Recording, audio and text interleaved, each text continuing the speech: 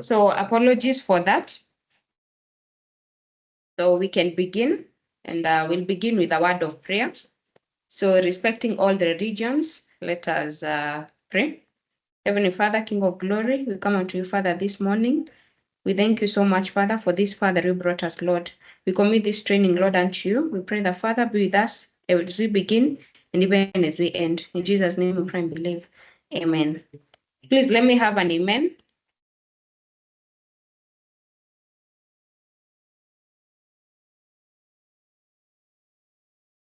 Thank you, James. Thank you, Patrick.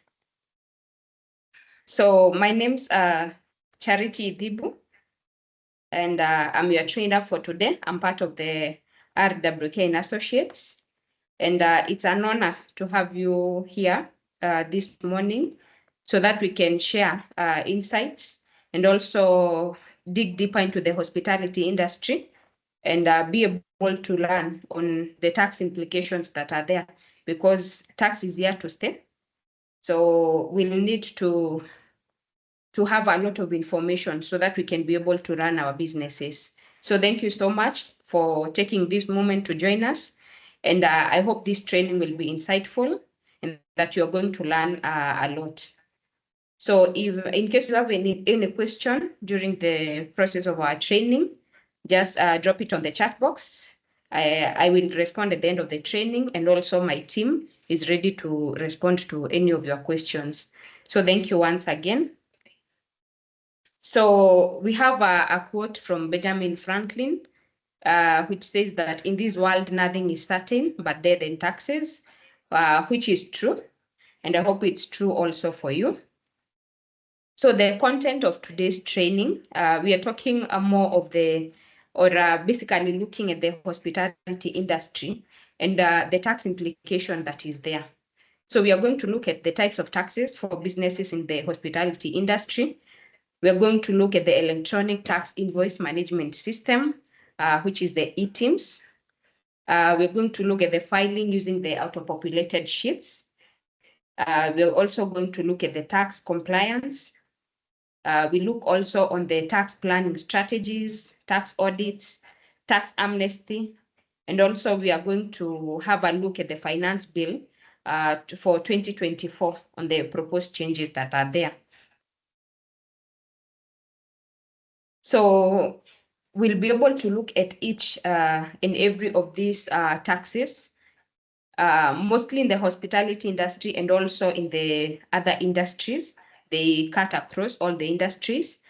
So we are going to look at the corporation tax, the pay-as-you-earn, the VAT, the withholding tax, excise tax, rental income tax, capital gain tax, NSSF and NHIF. We're also going to look at the housing levy and the changes that have been brought into force. We're also going to take a look at the catering levy. So also, once again, if you have any query, just raise it on the chat box. If you can't hear me, also raise it on the chat box so that we can address it with my IT team so that we don't have any interruptions during the course of this training. So we are going to start with the corporation tax, look at what corporation tax is, the rates, the deadlines, and also other things that are attached to the corporation tax. So corporation tax, it's a corporate income tax that is levied on the profit of hospitality businesses and also for any other businesses. Because sometimes you might find that, yes, you're in the hospitality industry, but also you have diversified and also you are in other industries. So corporation tax is payable by all companies. And when it comes also to the individuals, those that are operating as a sole proprietor, they also pay the corporation tax, but at a different rate. So for the resident companies, that is for limited liability companies, they pay corporation tax at a rate of 30%. So, and the corporation tax, it's done at the end of the year. So for example, right now, we are in June 2024. So, and you'll find that your company operated from January to December, and the year end, the calendar year end, according to the registration details on iTax or in KRA, your year end is supposed to end on 31st December of that year. So meaning that your your year ended on 31st December 2023. And now you are always given 6 months after the end of your calendar year to file your returns.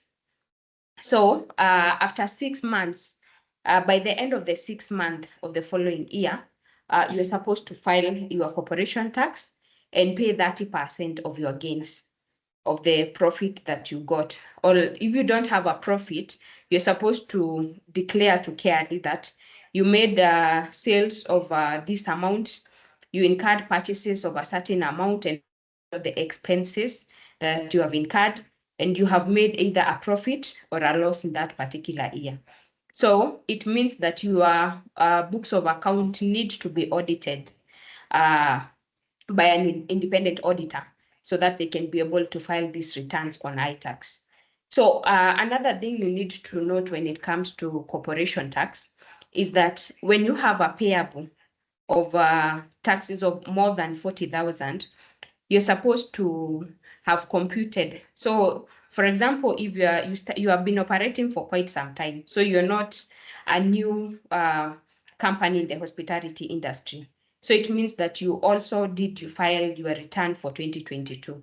So come 2023, if you got a profit of 100,000 in 2022, you're supposed to compute the taxes, that estimated taxes that you need to pay for 2023. So that you had to do that by the beginning of January 2023.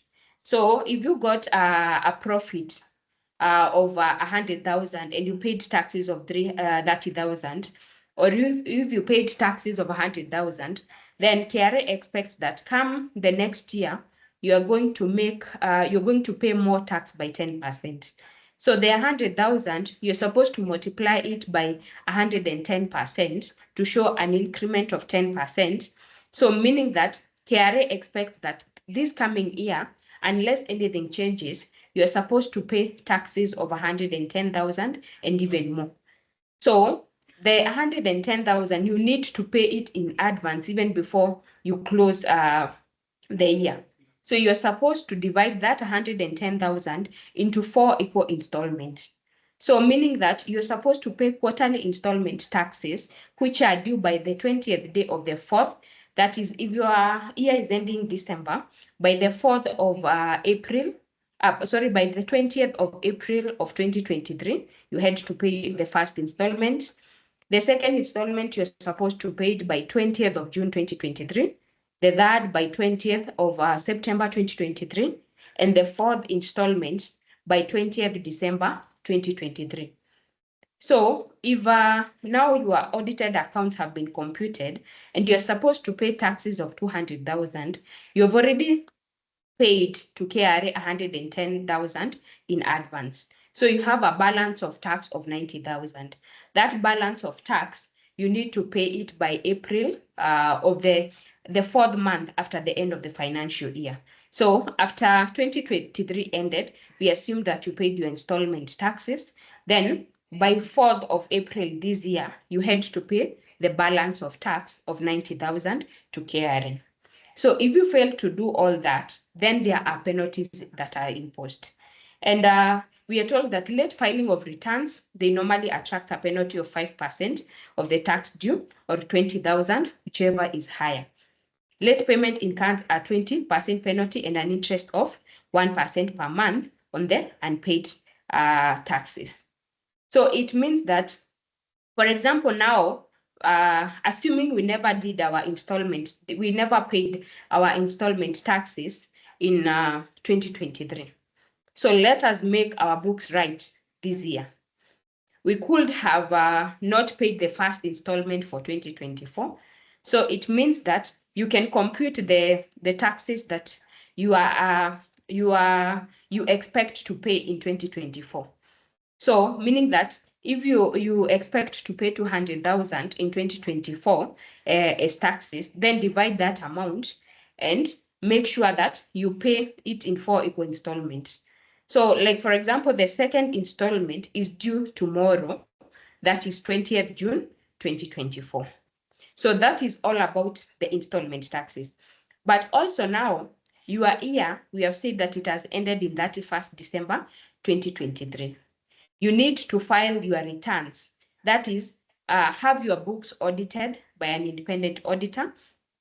Let them compute or check your books that the revenue that you have made is maybe 100 million or any amount. The purchases that you have purchased, it's any amount. The expenses, then let them compute the either profit that you have made or a loss.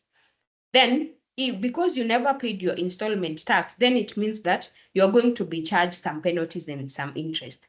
So if you're paying like roughly 100,000, you'll find that you have a total penalty and interest of maybe 5 to 10,000, and which you'll be required to pay. So we'll also look at the tax amnesty on how it applies, because for 2023, the penalties that are going to be imposed and the interest, you're not going to get a waiver on them. But for the previous years, then you can be able to get. So for example, if you are not aware of filing the corporation tax and you haven't filed your corporation tax since the time you started, so you can make things right and ensure that, because right now we have 11 days to the deadline. So, and we have seen that the penalty is 20,000 or 5% of the tax due. So we need to be very compliant. And if you haven't filed your return for previous years, you can file them now. And if there are any taxes to pay, then you are going to get amnesty for those taxes that are before the period of 2022. Even the penalties that you are going to get, the 20,000 that you are going to be charged. Even you as an individual, even those who are operating a sole proprietorship, proprietors, and they're in the hospitality industry, the same case. If they haven't filed their return for previous years, they can do that, and they are going to get a waiver on those penalties and the interest. So let us look at another tax obligation. So in case of any question in regards to corporation tax, just raise it on the chat box. My team will respond, and also I can be able to respond at the end of the session.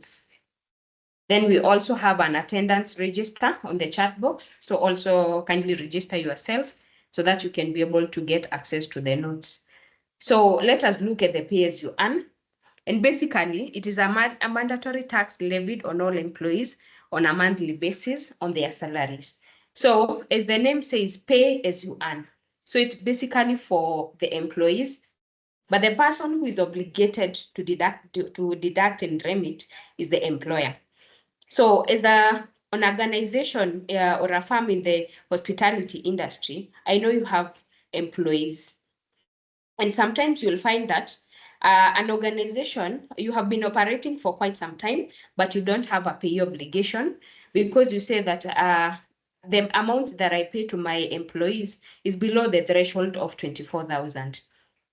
So because we are told that it starts on graduated scale with a minimum of 24,000. So 0 to 24,000, you don't get to be taxed any amount because that amount is equivalent to the tax relief. So my advice to the hospitality industry, to those who are operating as a sole proprietor and also those who are operating as a limited company, if you have employees, even if most of your employees, they earn below the 24,000, just ensure that you get their details, that is their PIN details. Ensure that you declare that salary to KRA. The reason I'm saying so is because assuming you have 10 employees, you are paying them 20,000 on a monthly basis. So it means that you are incurring salaries and wages of 200,000 on a monthly basis. So by the time we hit the year, we're going to multiply the 200 by 12, which is roughly 2.4 million. So you have incurred salaries of 2.4 million, and even over that for that particular year.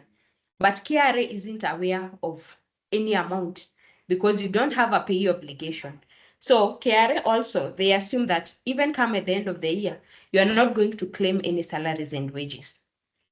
But now you have, because you have made sales, you have made purchases, you need some amount to offset so that your profit doesn't go higher.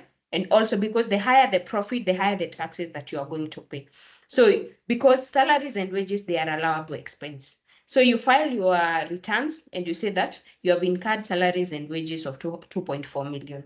But KRA, after some time or immediately after you have filed your return, they'll most probably write to you a letter and tell you that we have realized that you don't have any pay obligation, but you have claimed salaries and wages.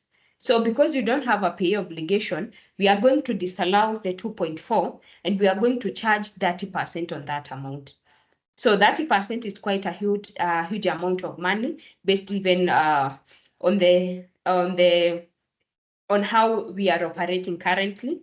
So it will also now need you to engage a certain professional, pay them some additional amount so that they can prove to KRA that the employees that you have,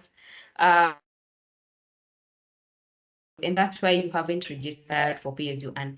So my advice is register for the pay obligation, declare, just disclose the amount that you are paying your employees. If you are paying them 10,000, if you are paying them 15,000, come at the end of the year, you will claim your salaries and wages, be it either in any amount without a problem. And also, it will reduce the disruption in your business when it comes to solving any tax dispute that might come. Then once you have a pay obligation, then you need to, if you don't file, because the deadline, you're supposed to file the pay as you earn obligation by 9th of the following month. So if you fail to do that, then you're going to be charged a penalty of 10,000 per month for the months that you haven't filed. Sometimes you might find that you aren't aware that you have a pay obligation, so you have never filed, and possibly you registered your pay obligation a very long time ago. So right now, you can be able to just access your iTax portal. Possibly you can also give us a call. We'll advise you on how you can be able to access your portal and to check the obligations that you have. Because number one, the corporation tax, that's the number one obligation that you will have as long as you have a KRA PIN. Be it either an individual, you'll have that obligation in your system the moment you register to have a KRA PIN. Then the other obligations for the payee and also the other obligations you are going to look at, they come on top once you register. So for us to be tax compliant and to ensure that we operate with smooth of mind, so that we can be able to give all the concentration to the business that we are operating, we ensure that we don't have any of these issues that might come. So let us do away with the penalty on the corporation tax. Let us not get any penalty for not filing the pay as you earn obligation. And also let's ensure that if we have the pay obligation and even the other obligations that we are going to look at, let us file them on time, because that is our responsibility as long as we have registered. So we have also seen that we have a personal relief of 2,400 per month. So let us look at the value added tax, that is the VAT. And VAT is levied on the value added to goods and services at each stage of production or distribution. So maybe another thing I forgot to say is that the government, even the KRA, there are a lot of information. There is a lot of information that is available online if you want to get more information. So, for example, if you want to get more information on the corporation tax, there is the Income Tax Act, and that one will guide you on what you are supposed to do as a company, as an individual, so that you remain to be compliant. Also, when it comes to the pay as you earn, that is the employment income, it's also governed under the Income Tax Act. So when it comes to the VAT, it's governed under this VAT Act that is available, and you can be able to download it online, and it's going to give you all the information that you require. So VAT is charged at the rate of 16%. And also we have 0%, and we also have exempt. So previously we had the 8%, and mostly it was for petroleum products. But because of the Finance Act 2023, fuel is now charged at 16%. So currently, I'm not aware of any 8% that we have. So we have the 6%, the 0%, and now the exempt. Once you take a look at the VAT Act, it will give you a list of what is exempted, what is zero rated. Then VAT returns, it must be filed on a monthly basis by 20th of the following month. So today is 19th. Tomorrow will be 20th June. So we are required by tomorrow, we file our VAT return for the month which just ended, that is May 2024. And things have been brought to at ease because of the eTIMS and the integration on the eTIMS. I'm going to show you the process on how you can follow and be able to file the VAT successfully using the auto-population. So all the returns, all the obligations that are there, because we need to be compliant. Then if you are not compliant, there are some repercussions. So there's nothing in KRA that doesn't have any penalties and the interest because of you not filing, you not paying. So late submissions of VAT, it attracts a penalty of 10,000 or 5,000 of the tax due, whichever is higher. Late payment incurs a 2% interest per month on the unpaid taxes. So I think around 2022 July, there were those companies or also sole proprietors who had the VAT obligation, but they were not filing the return, or rather, they were filing these returns, and others were just filing credit returns. So KRA realized that there are so many people or so many taxpayers who are VAT registered, but they are like dormant. So they closed the VAT obligation. So possibly you are here with us, and maybe the moment you go to file your VAT returns, it tells you that the PIN is currently under investigation for VAT irregularities. So meaning that you cannot be able to file your VAT return.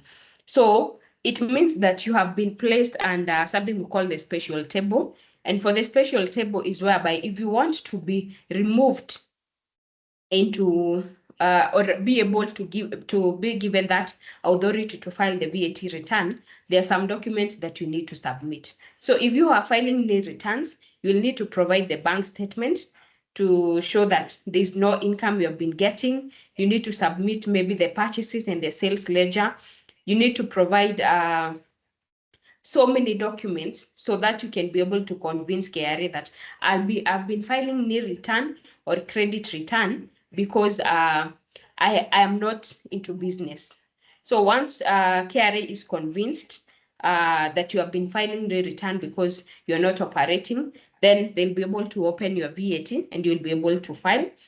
And if they had closed in 2022, we are in 2024, meaning that you haven't filed your return for possibly August to December 2022, the whole of 2023, and even 2024. So the moment you file, also just remember that the penalties will also be imposed. So if you have a VAT obligation, let's ensure, even if we have engaged someone else to be filing for us, let us just keep on reminding them. You can just, even for today, you can make them a call and ask, have you filed my return? Because tomorrow is the deadline, so that we avoid these things. If your VAT has been closed, then take all the necessary measures to ensure that it will be opened within a month, so that we don't avoid penalties of 12 months, penalties of so many months, because you have just been negligent and you haven't responded, yet you are aware that you cannot be able to file your VAT. So there's also the issue of withholding VAT, whereby KRA appoints withholding VAT agents. So as a hospitality industry, possibly you as a company, you have been appointed to be a withholding agent, VAT agent, meaning that for any purchases that you are making, you need to withhold 2% from your supplier and pay that amount to KRA. So if you read or you are aware of the Finance Act 2023, it changed that previously you could file the VAT withholding by 20th of the following month, the same time you are filing VAT. But because of the changes in the Finance Act 2023, it reduced that. And when you withhold today, you are supposed to remit that money to KRA within 5 days. So also ensure that if you are a withholding VAT agent, in case you receive, because most of this communication will be done through email. If you receive that communication that you have been appointed as a VAT withholding agent, if you have been appointed today, it means that the sales, the purchases that you start making tomorrow, effective that time, the date of that certificate, then that is the moment you should start to do the withholding. Because if you fail to do so, you're aware that possibly you are appointed in 2020, and since to date you have never done any withholding VAT, then it means that you'll be charged by KRA the 2% on all the purchases that you have made to this date. So if you have made purchases of 10 million, KRA is going to write to you a letter and tell you that you were appointed a VAT withholding agent in January 2020. Since then, you have never remitted. They'll assume that possibly you have done the withholding. It's the remitting that you have failed to do so. So they'll charge you the 2% on the amount that you have failed to remit. So if you have made purchases of 10 million, they are going to charge you 10 million times 2% of that amount, which is, I think, 2 million, which is a lot of money. So for you to be tax compliant, you should be aware of any laws, tax laws that are coming into force and the changes that are being implemented on a daily basis, and ensure that you have put measures within your organization. So sometimes we do train about the internal controls. So you ensure that you have internal controls within your organization to ensure that you are aware of any tax changes that are coming, and if they affect the industry, if they affect the hospitality industry, then you implement them immediately and you'll be able to respond so that we avoid any penalties and the interest, and also the tax demands that you might get in the future because you failed to do something that you are supposed to do. So that is VAT. In case you have any query on VAT, raise it on the chat box. And I hope so far we are together. If we are together, let me know.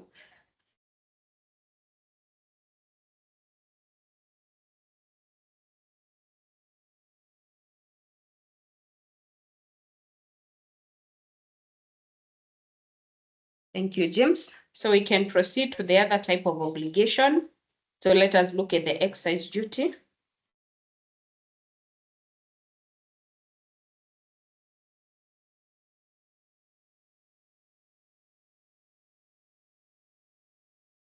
So let us look at the excise duty.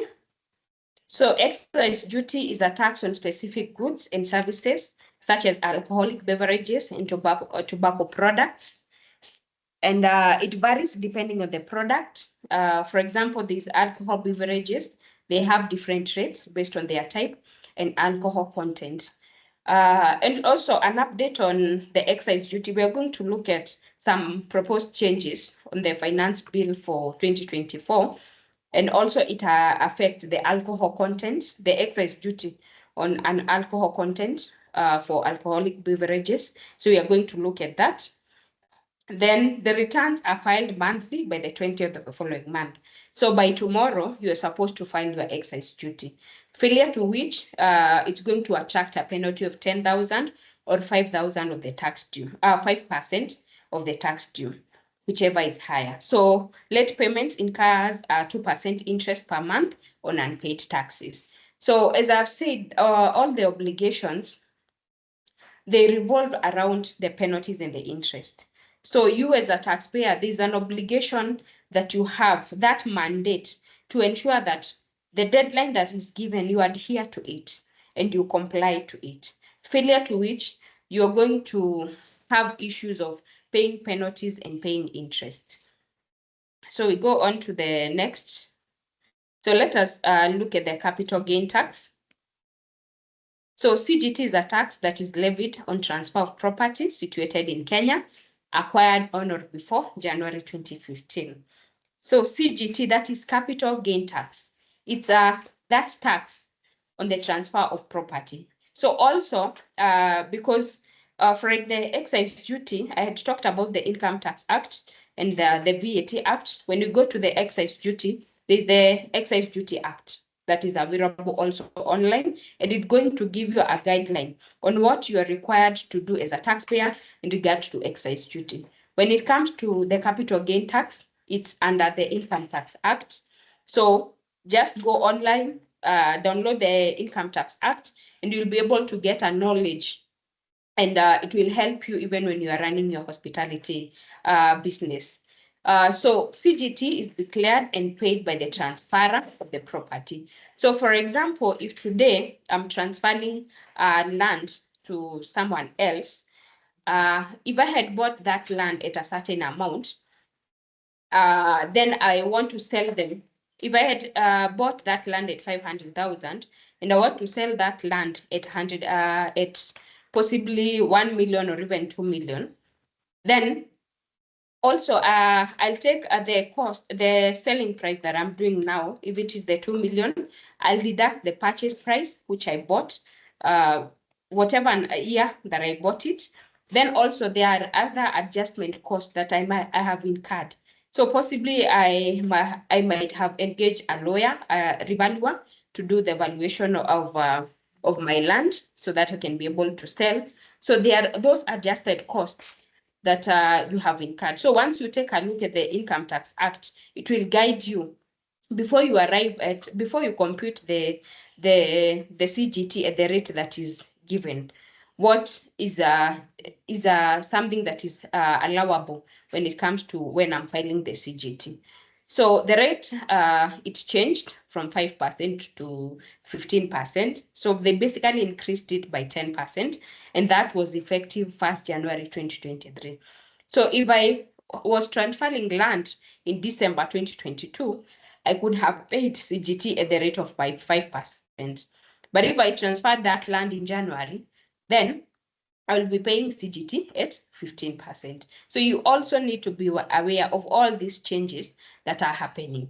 So CGT is a final tax. So a final tax meaning that I don't have to declare that tax again, or I don't have to pay to declare that income again. Once I declare that income when computing my CGT, then that's final.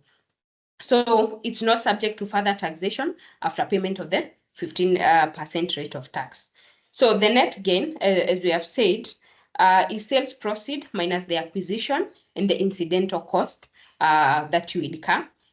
Then is on gains arising from sale of property.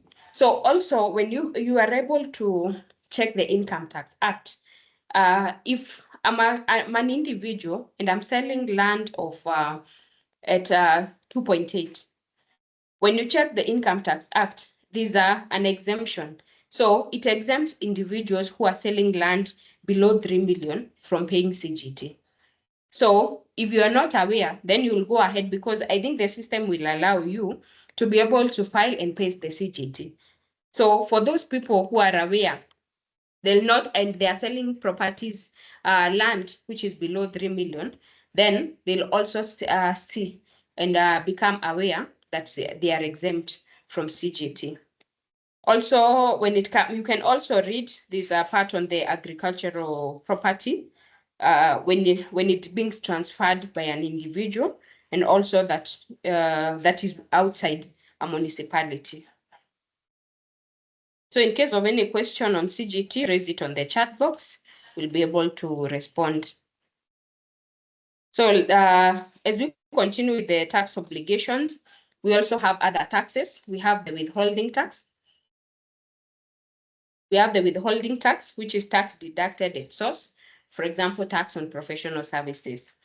So for this, I can say that you'll find that you have filed, your auditor has come, they have audited your, and that they have realized that you paid some professional or management or even legal fee of 10 million in that particular year.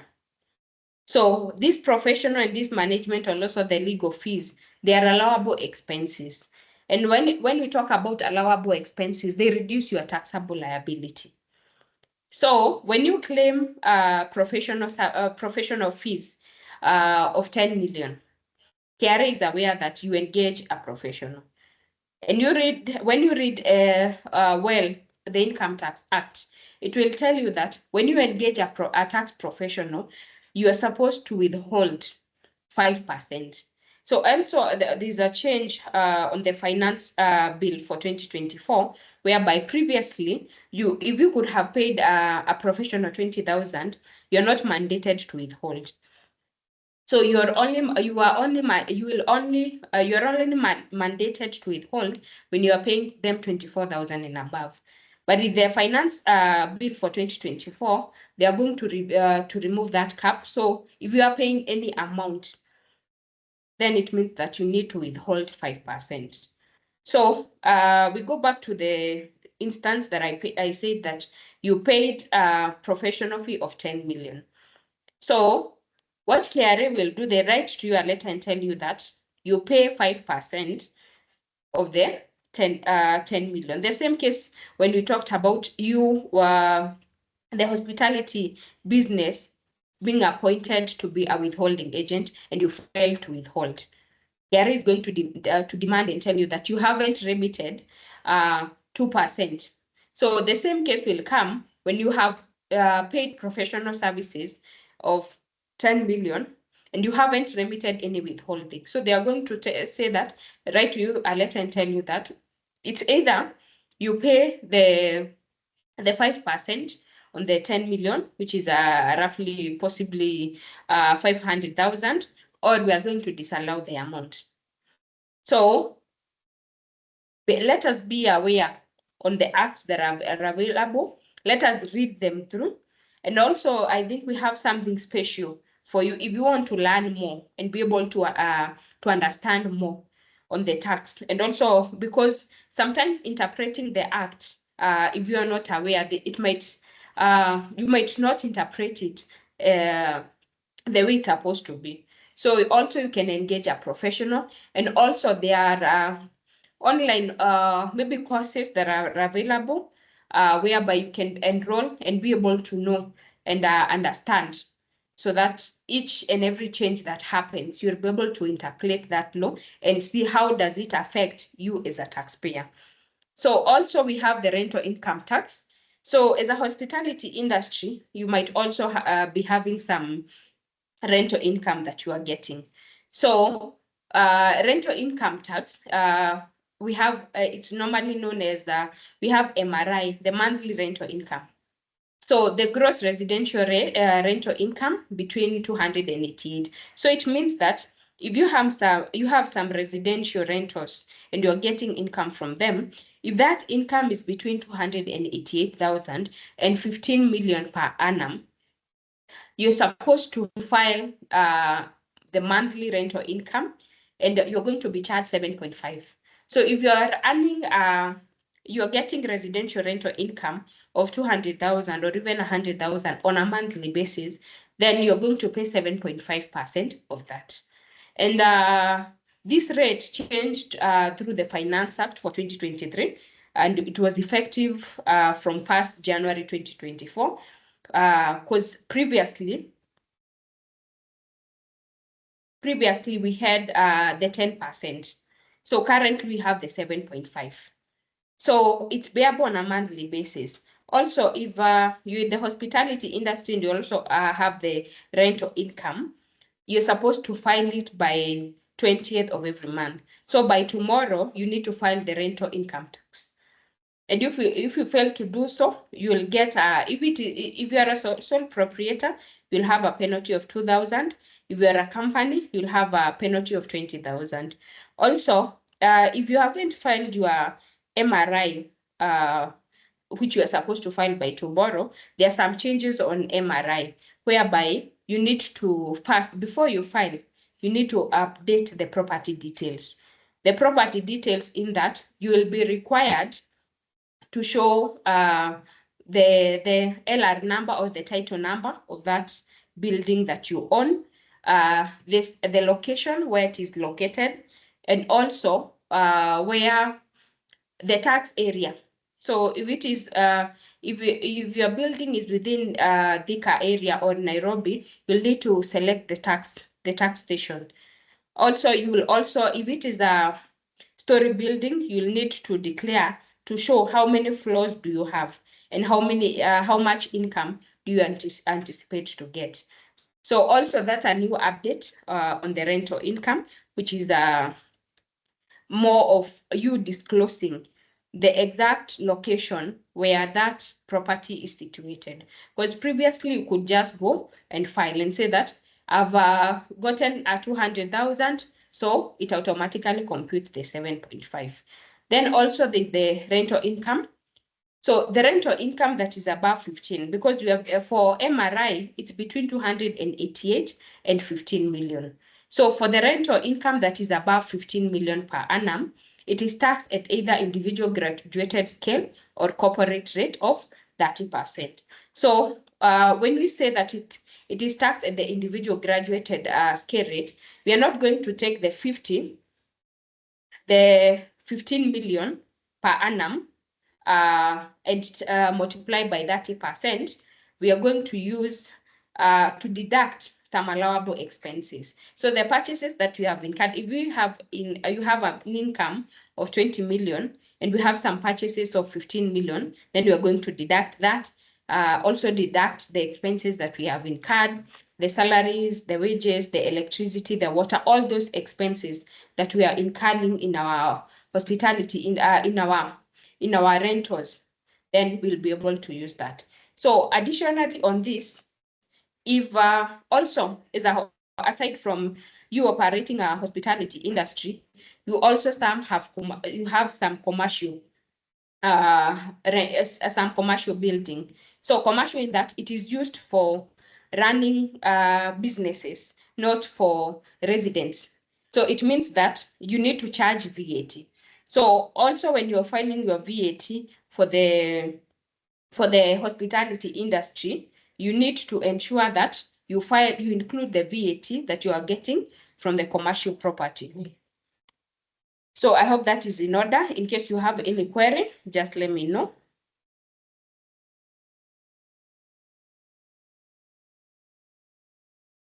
So we can proceed.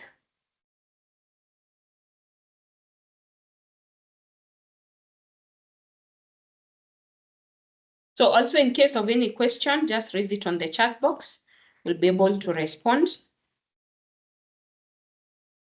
So let us look at the NSSF because it also affects the hospitality industry. And effective 1st February 2024, there were some new rates that were updated. And also, if you are aware, even last year, that is 1st February 2023, they also did some updates. And also we expect, because they said that those updates will be done in phases. So this is the second phase, possibly we'll have a third phase. So the lower earning threshold for the purpose of calculating the NSSF payable, it has risen from 6,000 to 7,000. So it means that previously the lower limit was 600, but currently with the update from 1st February 2024, the lower limit is 7,000, and the upper limit will be 36,000, which they doubled the current limit, the previous limit of 18,000. So also the monthly contribution from both the employer and the employee has capped at 840. So it means that because it's computed at 6%. So when we compute 6% of 6,000, previously we were paying 360 as the lower rate. So that is 360 for the employer, 360 for the employee. But now currently we are paying the lower limit, we are paying 840, which is equivalent of 420 for the employer and 420 for the employee, which is 6% of the 7,000. Then the maximum contribution, it doubled from last year. So last year we were paying 2160 as the maximum contribution with a lower of 360. But right now the maximum is 4320 for the upper earning limit. So it equally splits between the employer and the employee. So this is the update that they provided, and I read as it is. But before then, also be aware that every organization that has been set by the government is looking forward to getting more revenue. So KRA, the pay template has not automatically to date been updated fully. But once it's updated fully, it means that if on the pay return you are declaring 20 employees, they expect the same for the NSSF. So we'll not go to NSSF and find that you have 6 employees. Yet on the pay return, you have 20 employees. They expect that there will be equality. Whatever number of employees in the pay return is the same number that is in the NSSF, and it's the same number that is in the other returns, for example, the NHIF. And also we are going to look at the changes that have occurred on the NHIF. So this was a notice to the employer, and this was year 2 contribution rates, that is for 2024. And also the NSSF is governed under the NSSF Act 2013. So it's all we have talked about, on the lower limit being 840, that is 420 for the employer and 420 for the employee. Then the upper limit, because it has been capped at 4320. So the total will be 2160 for the employer and 2160 for the employee. So in case of any question on NSSF, let us know. All these obligations are mandatory when you are operating your hospitality business. So let us look at the SHIF, that is the Social Health Insurance Fund. So possibly you might have heard of it or not. So it's a new health insurance program in Kenya that is basically designed to provide universal health coverage to all residents, and it is still under development, but it is expected to launch in July 2024. So previously they had said that it will be launched in March 2024. That never happened. They changed the dates. So we are hoping that come July 2024, they'll have shifted, or rather it will have been launched. So the main difference between SHIF and NHIF, contribution was between 150 to 1700, depending on the salary. So this was the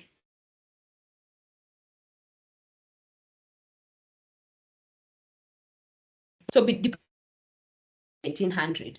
But if you are paying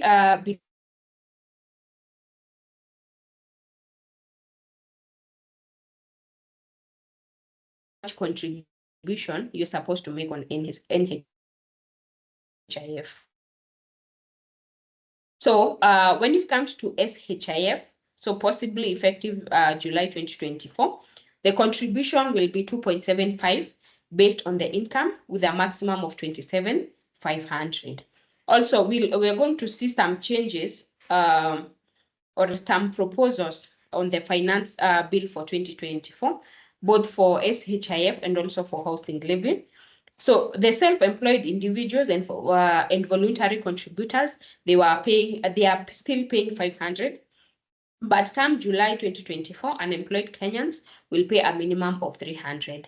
Then employees are going to receive 15% tax relief on their NHIF contribution. So it means that when you're filing your pay return, even up to now, when you're filing your pay return, you're supposed to, so as to reduce the taxable liability for your employees, ensure that you include an insurance relief, which is 15% of the tax relief. Also, when we are looking at the saving strategies when it comes to pay as you earn, we are going to see on how you can benefit from this relief, because there is an amount of 5,000 per month, which you can claim as a relief from any insurance contribution that you have, be it either from NHIF and also from other insurance companies. So as an employee, if you have any insurance, you are making any insurance contribution, either, for example, to Britam or even to ICA Lion,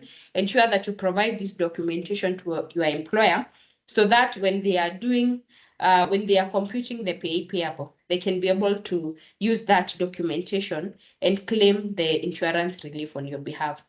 But for SHIF, there's no tax relief, which is currently going to be available for SHIF contribution. But also, as I said, there's an update on SHIF and housing levy, which is most probably it might benefit you. Even if you are not going to get the relief, you're going to get some benefit from the SHIF contribution. Then it's covered under services for level 1 to 3. That is NHIF, and SHIF covered services for level 1 to 6.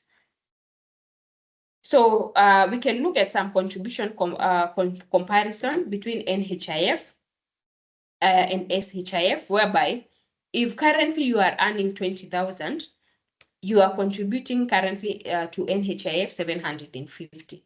But with the new deduction, you're going to be contributing lesser. But it's not the same case when your income is higher. So when you are earning 150, currently you are paying 1,700 to the insurance, to the NHIF. But now with the SHIF, you'll be paying, I think, over double, which is 4,125. So we have been told that it will be capped at 27,500. So it means that an employee who is earning 1 million, a gross pay of 1 million and above, right now they are contributing the 1,700. But now, effective July 2024, when the SHIF will be launched, they'll be paying contributing 27,500 to SHIF. So in case of any question, raise them on the chat box. We'll be able to respond. So let us look at the housing levy. And it's a mandatory contribution. It had so many debates, but they passed it, and it's being collected. So we are going to look at some updates, and also it has made some changes. And possibly something I never talked about on the turnover tax. So if you're not paying VAT, you're supposed to pay turnover tax. So also when we, because for the VAT registration currently with the updates that are there, before now we implement, before the finance bill 2024 will be implemented, the threshold for VAT registration is 5 million.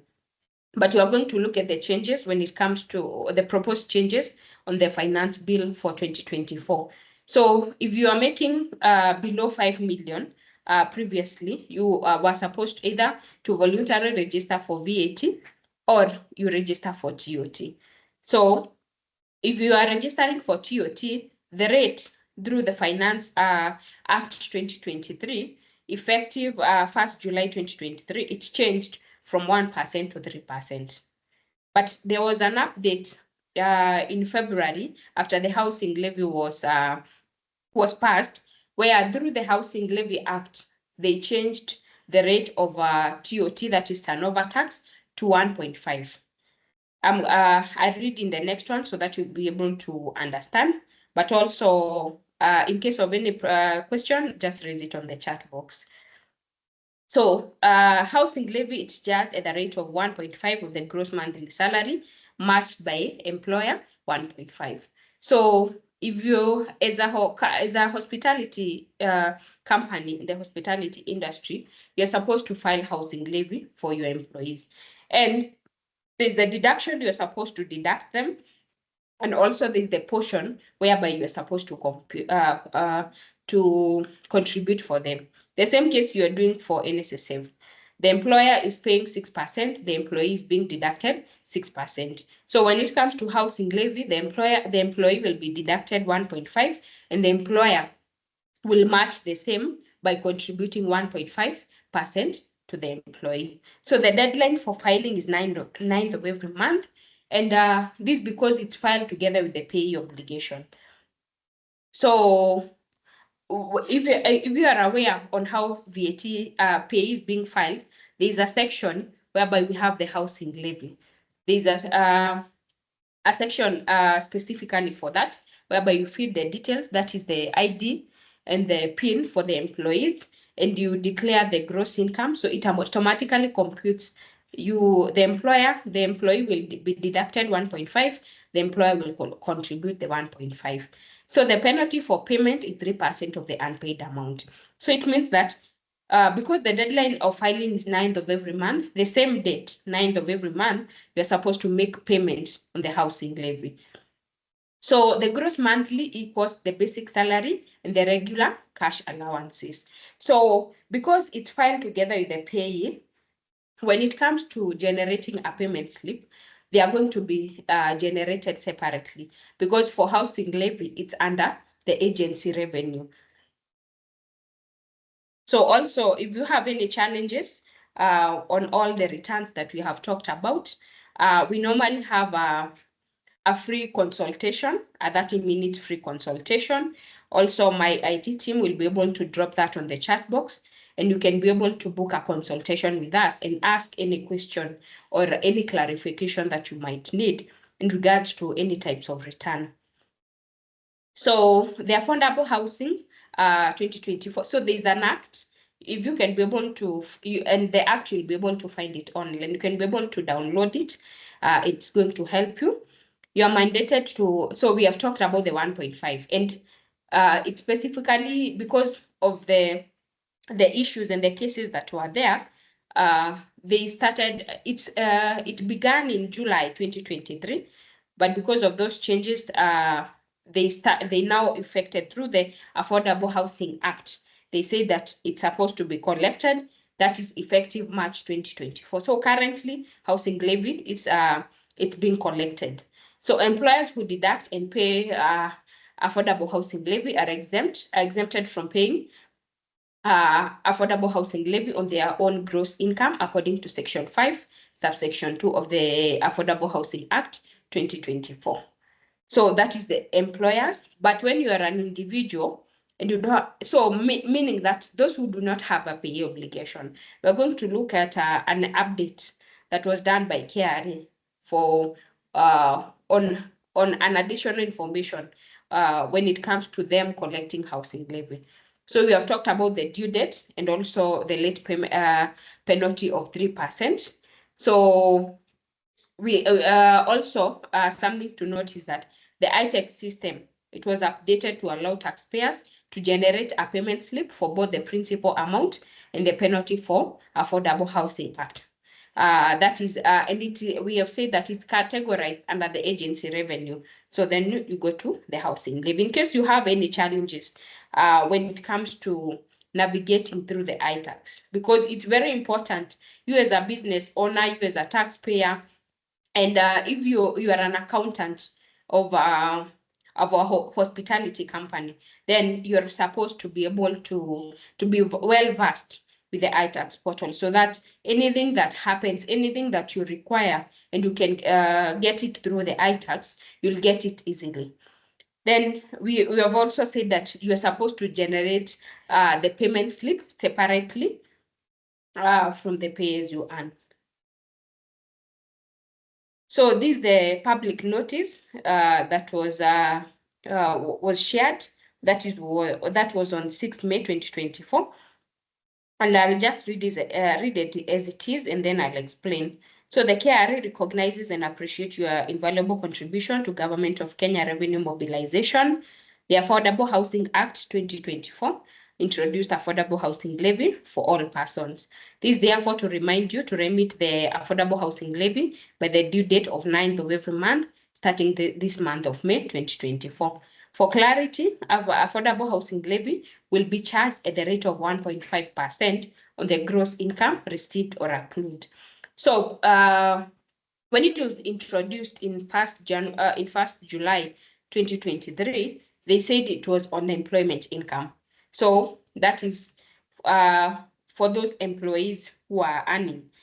But now they have said that it's 1.5% of the gross income, something they have added. So it means that if you're filing your MRI as an individual, you don't have a pay obligation, you'll file your MRI. And we have also seen that the rate changed to 7.5 effective 1st January 2024.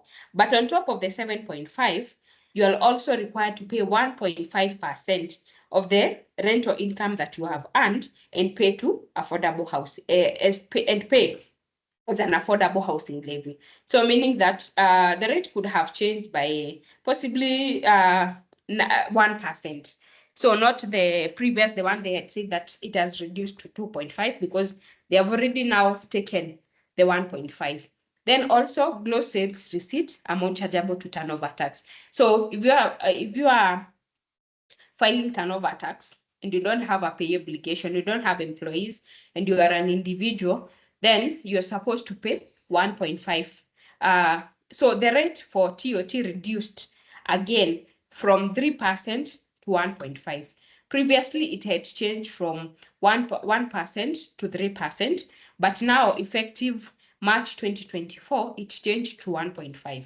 Then on top of the 1.5, you'll be required to contribute 1.5% to the affordable housing. So it's like you are still contributing the 3%. Then also on any other sale, before subjecting the same to VAT, you're supposed to pay the 1.5. So I hope that is all clear. In case of any question, just let me know. So we can look at the catering levy. So catering levy is a tax imposed on restaurants and bar established, making minimum gross sale of 3 million per annum or an average of 250 for the first 3 trading months in case of new establishment. So catering levy is calculated at a rate of 2% and is payable to the tourism fund by the 10th day of the following subsequent months of sale. So most of what we have tackled, other than for the catering levy and for the housing levy, all the other taxes, they are contributed to KRA. They are payable to KRA.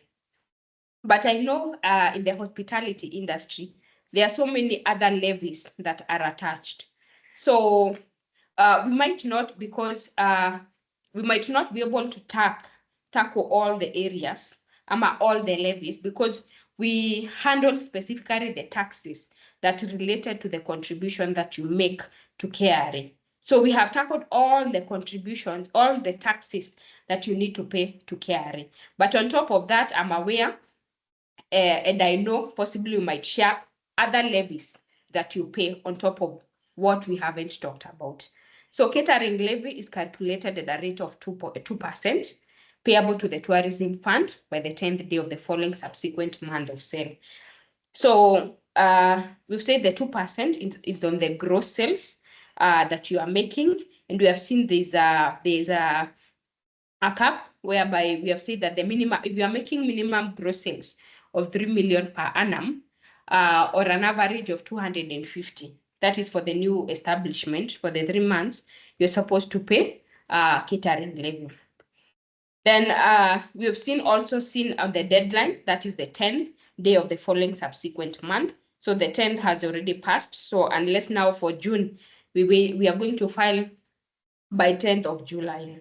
So as I've said, that anything that is imposed by the government, there's a mandate or you have a mandate and a responsibility to ensure that you make sure that you fully file and submit to KRA. So failure to pay on time attracts an instant penalty of 5,000 and an additional penalty of 3% of the amount of the levy due for each month or part thereof, during which the amount due remains unpaid.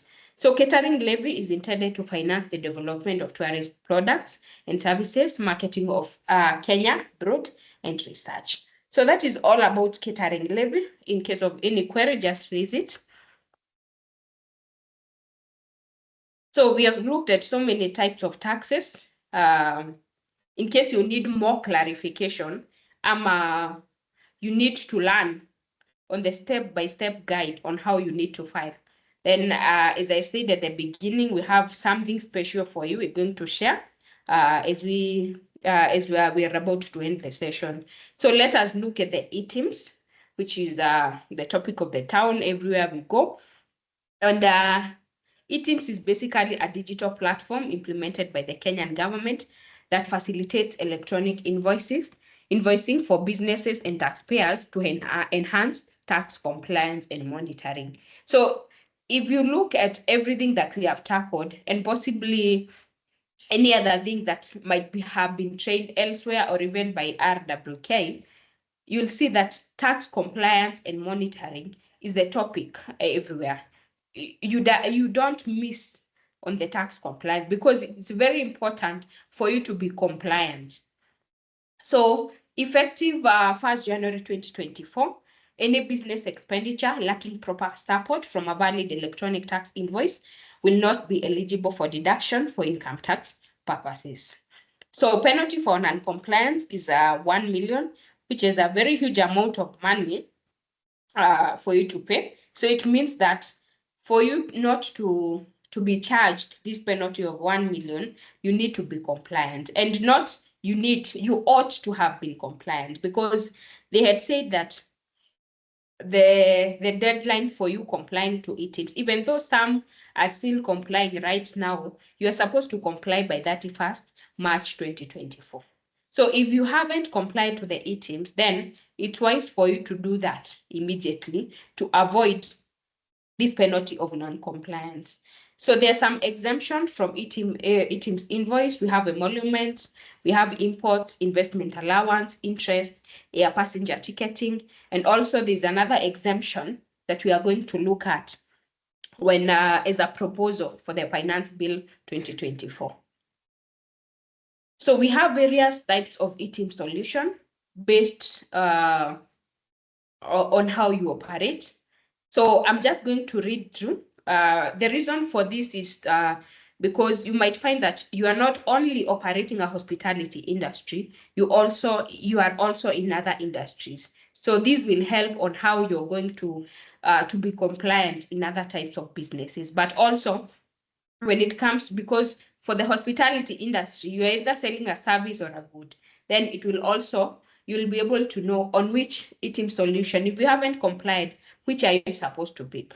So eTIMS, we have eTIMS Lite, that is a USSD, which is a mobile phone-based solution that allows you to issue electronic tax invoices directly from your phone via dialing *222#. So when you dial *222#, even as an individual, you'll be able to issue. So for this is that when you're going to purchase, because we have been told that effective 1st January 2024, everything needs to be, any expenditure, any purchase need to be supported with an eTIMS valid receipt. So when you go to purchase to someone and they tell you that I haven't registered for the eTIMS, then you can tell them that just use the USSD, dial the *222# and generate me an eTIMS receipt.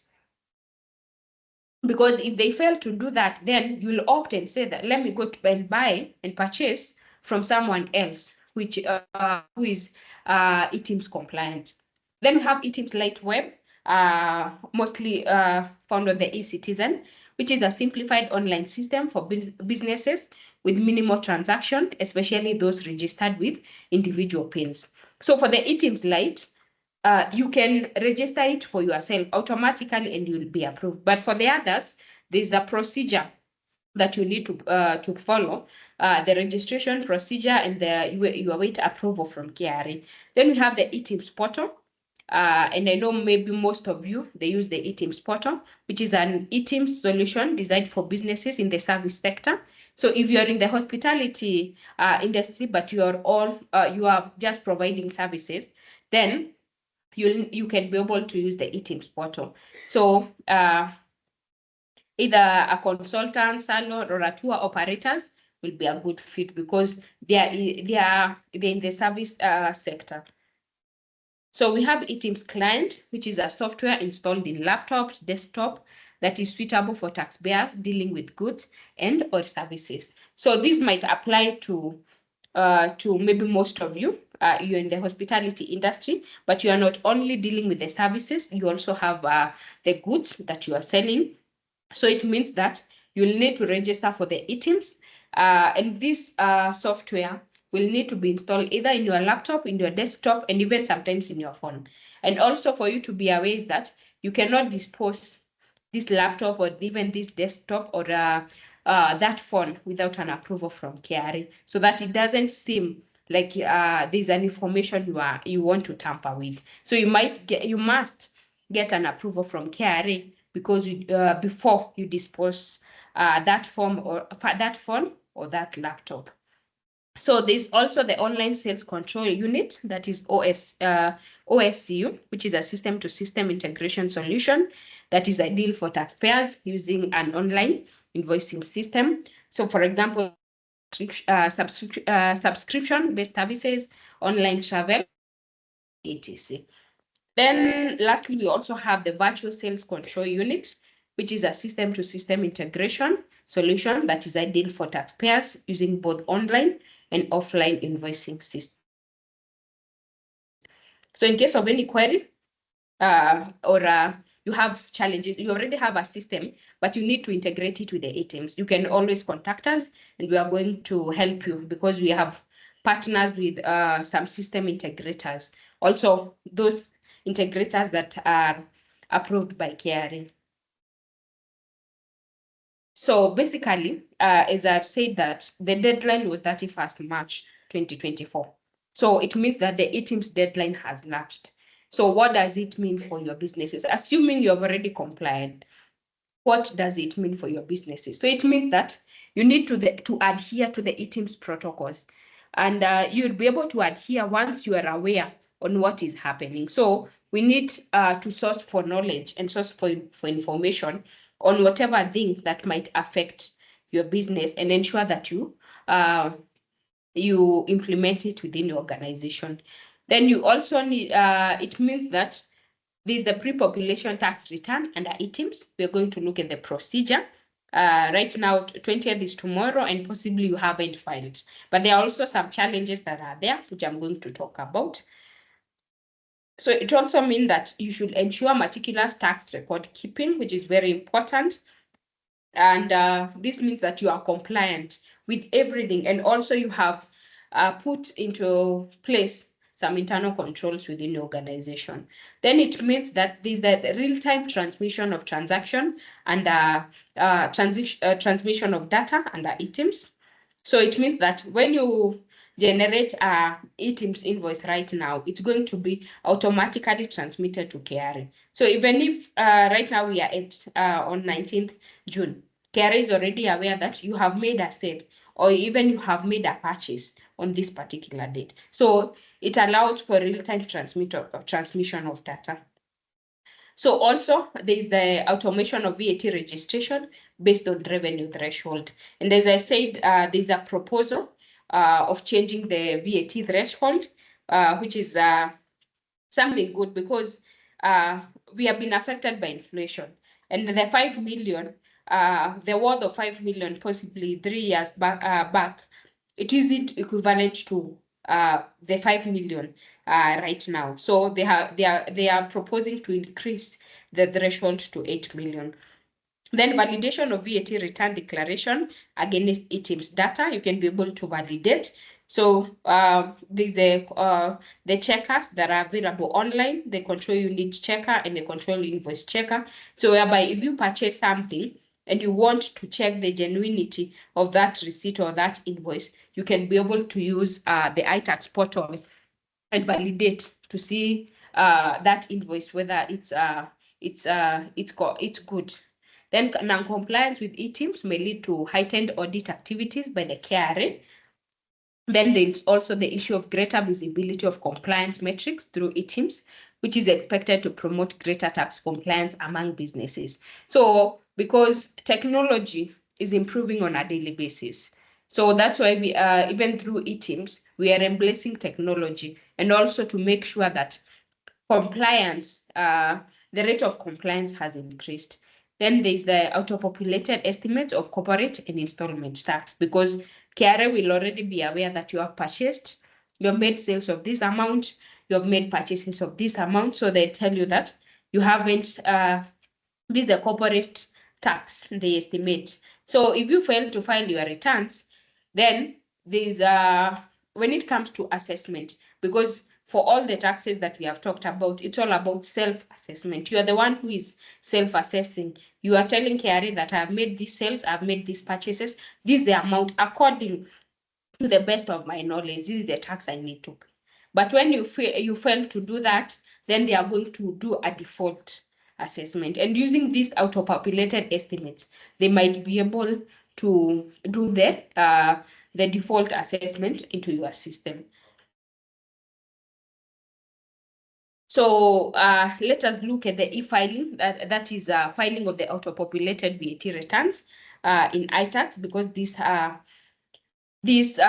happens through the iTax portal. So if it is your first time, you have never done the VAT using the auto-populated, because now we are heading into another phase. Even, for example, for the individuals, when you are filing your return for last year, and you already have a P9, previously you could use that data from the P9 and key it through the template. But right now, we already have for some time now, for several years now, for the P9 is for you just to confirm. The information is already on iTax. KRA is already aware that you are employed by RWK, you earned a gross income of this, you are taxed this amount, and this is what you need to pay. So the same case for the VAT, even though it has got some challenges, but I know by the end of this year, come next year, January, we'll be able now to fully the KRA will be able to fully auto-populate the VAT return. That is there's going to be fully full integration. So they introduced a pre-filed VAT return form to simplify the filing process for VAT registered taxpayers. And this pre-filed form is also known as auto-populated VAT returns, utilized tax information already available to KRA. So because we have seen that it is there's the real-time transmission of data. So it means that when you make a sale on 1st June, KRA is already aware of that sale. So come 30th June 20 the year, they're already aware that you have made sales of whatever amount, you have made purchases of whatever amount. That information is already available to KRA. So for you, it's just to download that pre-filed VAT return, because the responsibility of filing is still with you. Even if the information is available online, the responsibility, you have that mandate, that responsibility to ensure that you file. So there are some things that you need to note, that although pre-filed, taxpayers are still responsible for verifying the accuracy of the information before submission. And I have encountered certain situations whereby you download, you get the pre-filed, sorry for that, you get the pre-filed information, but the data that is in there, it doesn't relate to the taxpayer that you want to file for. I don't know whether I'm the one who has just experienced that, or you have also encountered such a situation. So sometimes you'll find that you are auto-populating the VAT return severally so that you get the actual return for that particular taxpayer. So if you are not careful, you'll end up filing with the wrong details. So also currently, I think if from around 10th to even to date, we are not able to get the auto-populated VAT returns. So it means that most probably, if you haven't filed your VAT and you had it downloaded the auto-populated by the beginning of June, you'll have to file manually. That is, key in the sales, key in the purchases, and pay the tax, or also file with a credit. So claims must be validated through ETIMS or custom import declaration for import VAT. Ensure you comply with the electronic tax invoicing requirement. Then also, because information is mostly available online, it's just for you to source for that information. And in case of any clarifications that you need, that's where you engage other parties to explain. So the KRA provides a step-by-step guide on filing auto-populated VAT returns on their website. So there's a link, and also when you search online, you can be able to get that step-by-step guide. But for today, we're going to look at that step-by-step. So the auto-populated process commenced on 1st March 2024.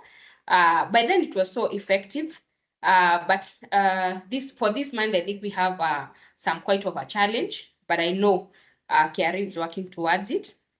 So February going forward will be done using pre-filed forms, except maybe for the month of May. Okay, so we can proceed. So let us look at the step-by-step guide on filing the auto-populated VAT return. In case of any query, if you can hear me, please confirm so that we continue.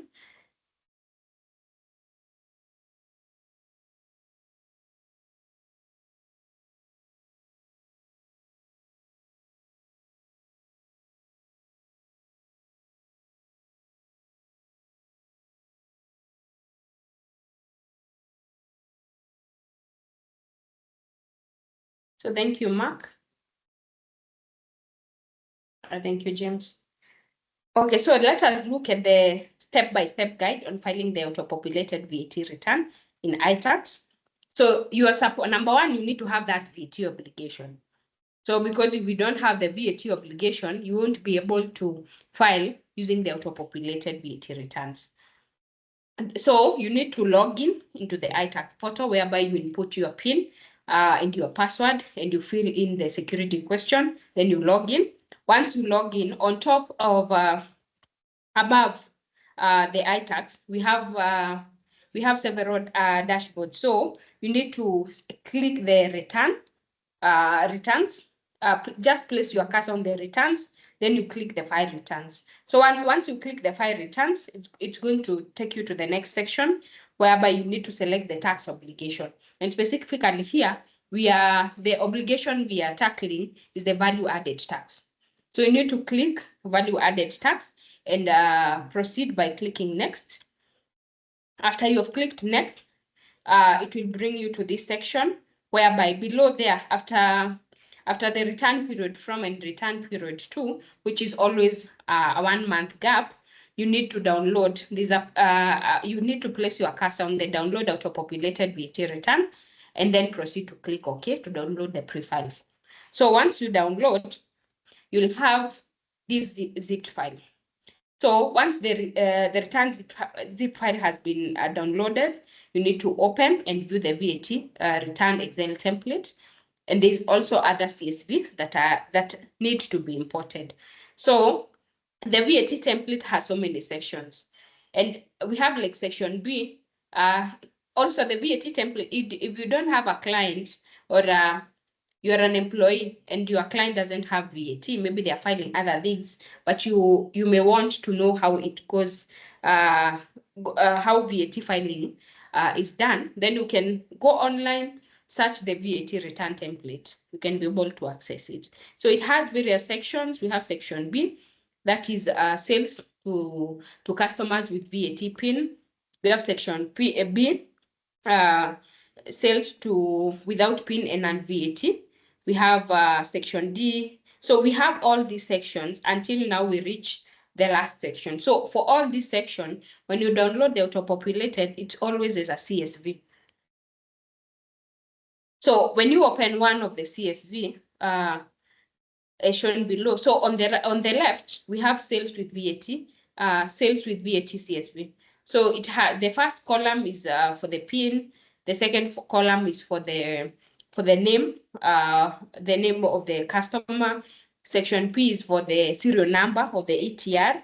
That is your serial number, or the serial number for the taxpayer you are filing.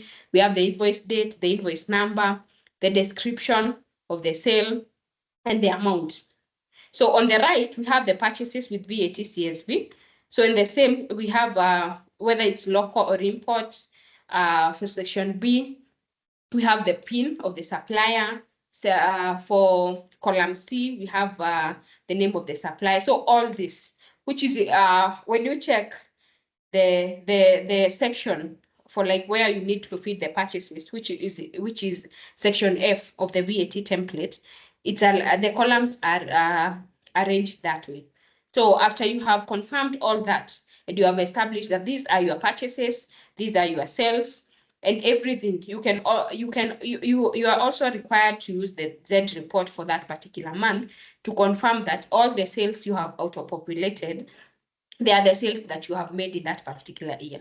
So for the invoices, you go invoice by invoice, confirming that that is your invoice. So after that, when you open a section, for example, when you go to section B for the generated sales, below there's a box with an written import CSV. So the import CSV is whereby you need to click there and now go to where you have saved that CSV and be able to import that data into now the VAT template. So what, using the auto-populated, what you have got is the respective the respective sections.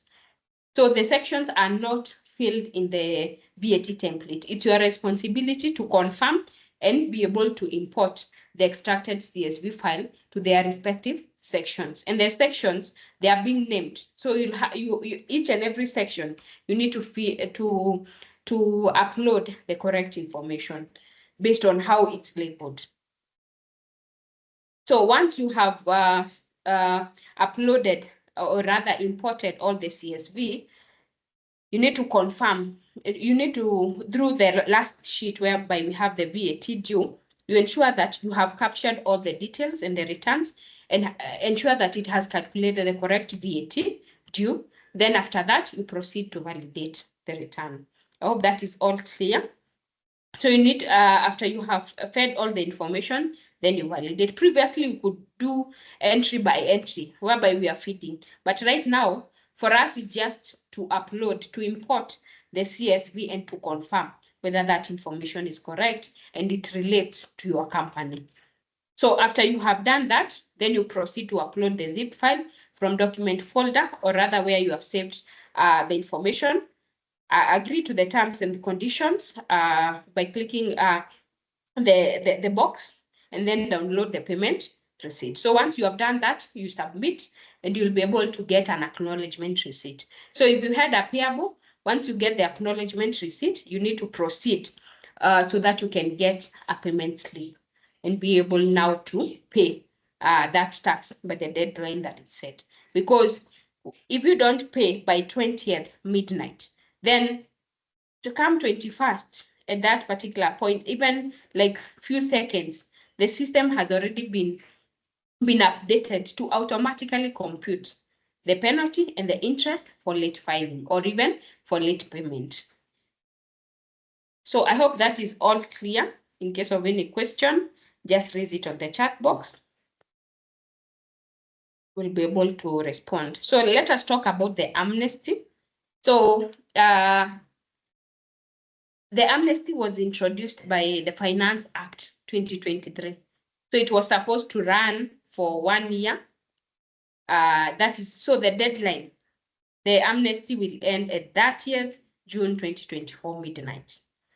So it means that as a hospitality company, please, if you are the owner, you can be able to go online, request for the PIN and the password, and navigate through the iTax portal.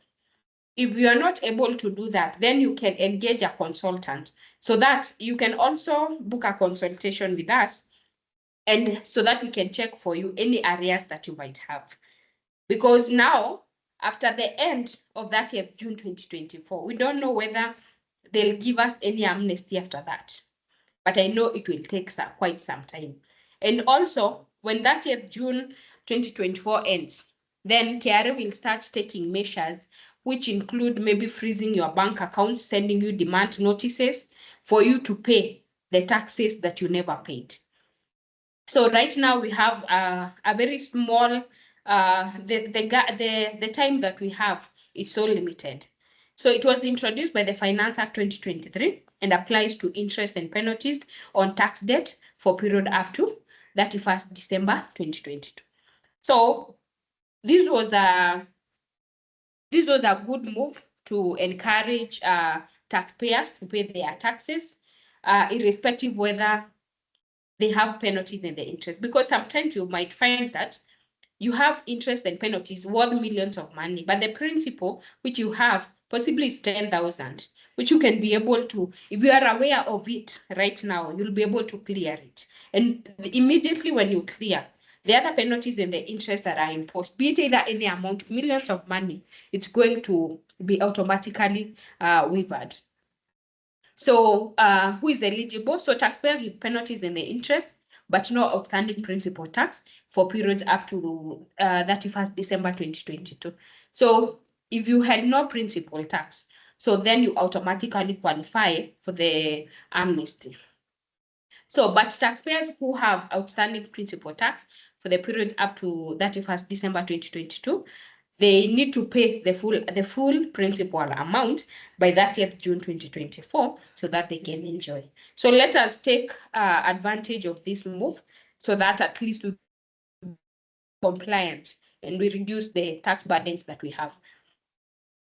So, and basically it's only for the debts before 31st December 2022. So for the debts for 2023 and 2024, you're not going to get any penalty and the interest on those. So who is not waived? Outstanding principal tax. So if you have outstanding principal tax, be it either of 1 bob or 0 point something, and the interest is 700,000 or whatever amount, then you're not going to get waiver. So so that we don't say that ensure that that principal that you have is 0, so that you automatically qualify for that. Because if you have principal tax of 0.1, then you haven't paid that 0.1. So the 0.1, you not pay it as a decimal, you pay it as a 1 bob, as a full 1 bob, so that you can qualify. So the deadline, as we have said, it's 30th June 2024. So let us be tax compliant and check our portals to ensure that we get or we take advantage of this tax amnesty. So tax compliance is very important, and there are key tax compliance guidelines, which I'm going to take you through. So number one, you really need to thoroughly understand your business tax obligations. As a hospitality company, as a hotel, as a bar, ensure that you thoroughly understand your business tax obligations and the deadlines that are set. So if you have pay obligation, ensure that by 9th, you file that obligation and you pay the respective taxes that are there. Then you also need to ensure that you maintain accurate records whereby you have a system into place and that system is being used. You are recording all the sales, you are recording all the purchases and even the expenses that you are incurring. Even if you incur transport of 100 bob, ensure that you record it. If you incur airtime, ensure that you record it. Maintain accurate records and ensure that you have support documents to show the same. Because sometimes you find that cases arise and as I said, we need to be aware of the acts that are available. And they are available online. You can be able to access them. And also, if you are not able to access them, you can just send us an email or even WhatsApp us using our number. We'll be able to send the acts. So that when you read it through, you can see that within a period of 5 years, KRA might come and audit you. So we said we are in the self-assessment regime, whereby it's you who is telling KRA, I've made these sales, I've made these purchases. But KRA is not certain. So within a period of 5 years, they might come to confirm that you have said you have made sales of 10 million, we want to confirm. We have made that you have incurred, you have said that you have incurred purchases of 8 million, we want to confirm that. And that can only be confirmed using the documentation. So maintaining accurate records is very important. Then you ensure timely and accurate filing of returns. As we have seen, all the returns, they have a deadline. So you ensure that you file the returns timely and accurately without any errors. Then you explore legitimate tax planning strategies. We are going to look at some of the tax saving strategies when it comes to the VAT, when it comes to corporation tax, when it comes to pay as you earn. What are those strategies that you need to have within your organization so that you can reduce your tax payable. Then engaging with tax professionals or consultants to ensure your business is fully compliant. We have things like the tax health check, whereby you can engage a professional.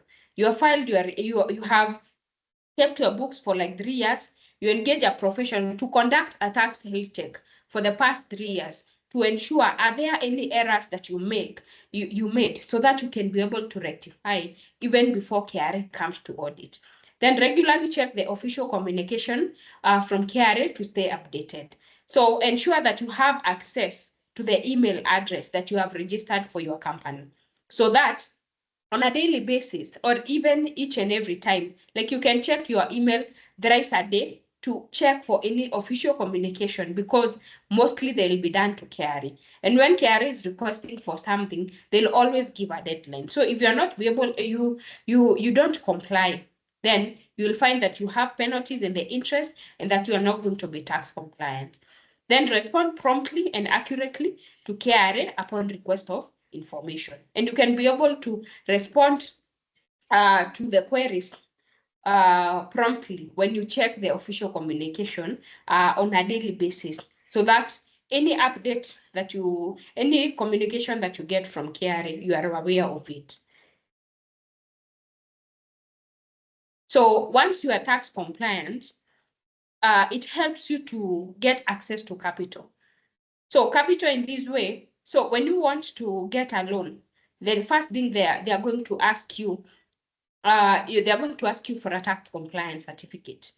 So, and you cannot get a tax compliance certificate when you have arrears from KRA because of late filing or late payment of taxes or non-payment of taxes. So if you are tax compliant, you adhere to the deadlines, you file the returns correctly without any errors, then even when it comes to you wanting to access some capital from either a financial institution like a bank, it will be so easy for you because you have already complied with all other regulations. Then also it improves business operations, because handling a case, assuming they are looking, they are working towards checking your books for the last 5 years, you'll have to engage someone to check their books, so your business operations will be interrupted. But once you are tax compliant, even when it comes to when you are maintaining accurate books of record, and you have the records with you, what KRA asks, you just send them to you send them to them. So then it is going to improve the business operation. There'll be no interruptions that are going to be involved. Then also it will enhance growth, because if all you do is solve KRA issues, then your growth might be limited. But when you are tax compliant and your business operation have been improved, then it automatically means that it's going to enhance your growth.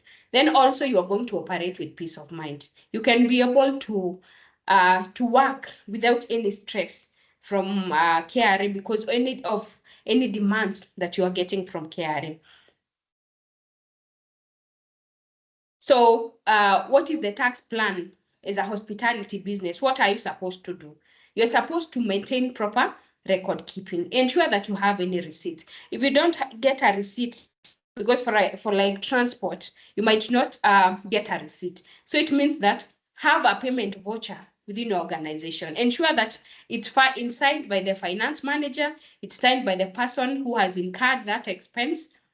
It's signed by, if it is a supplier who doesn't, maybe they have supplied something and they don't have a receipt, then also they sign, because that is one of the books that KRA might ask when they are conducting an audit. Then accuracy when filing return, that is very important, and it will help you. Because when we are going to talk about the audit triggers, what triggers a KRA audit? Because the 5 years might end and KRA hasn't contacted you because of some irregularities or some variances they have established. But sometime you might have opened your hotel in 2022, but right now KRA is already asking you for some documentation, and you wonder, like you said that it takes KRA 5 years to come to your organization, but it might take them even less than a year to come to your organization because of some variances that they are establishing because of your filing. Then understanding return timelines so as to avoid interest and penalties. Also engaging a professional tax expert, so that they can guide you in various transactions that you are conducting, so that it can help to improve tax compliance and also tax planning within your organization. So let us look at some of the tax saving strategies for the VAT. So number one, early registration of VAT obligation, especially while constructing a commercial property by landlords.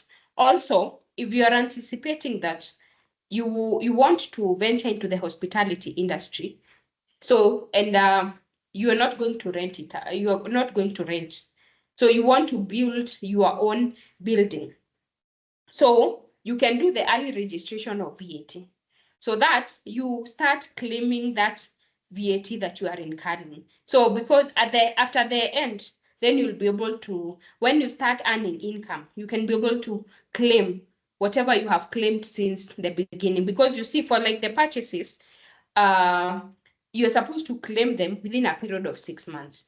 So the same case applies. If you want to open a hospitality industry, for the start, you'll start purchasing furnitures, purchasing tables, purchasing some chairs, all those assets that you're going to purchase, or even all those renovations that you're going to do to the hotel that you want to open. Then you can claim, you can register for the VAT if you plan that within a period of 6 months, the planning stage, whereby I'm going to purchase all the assets that I need to set up my club or my hotel.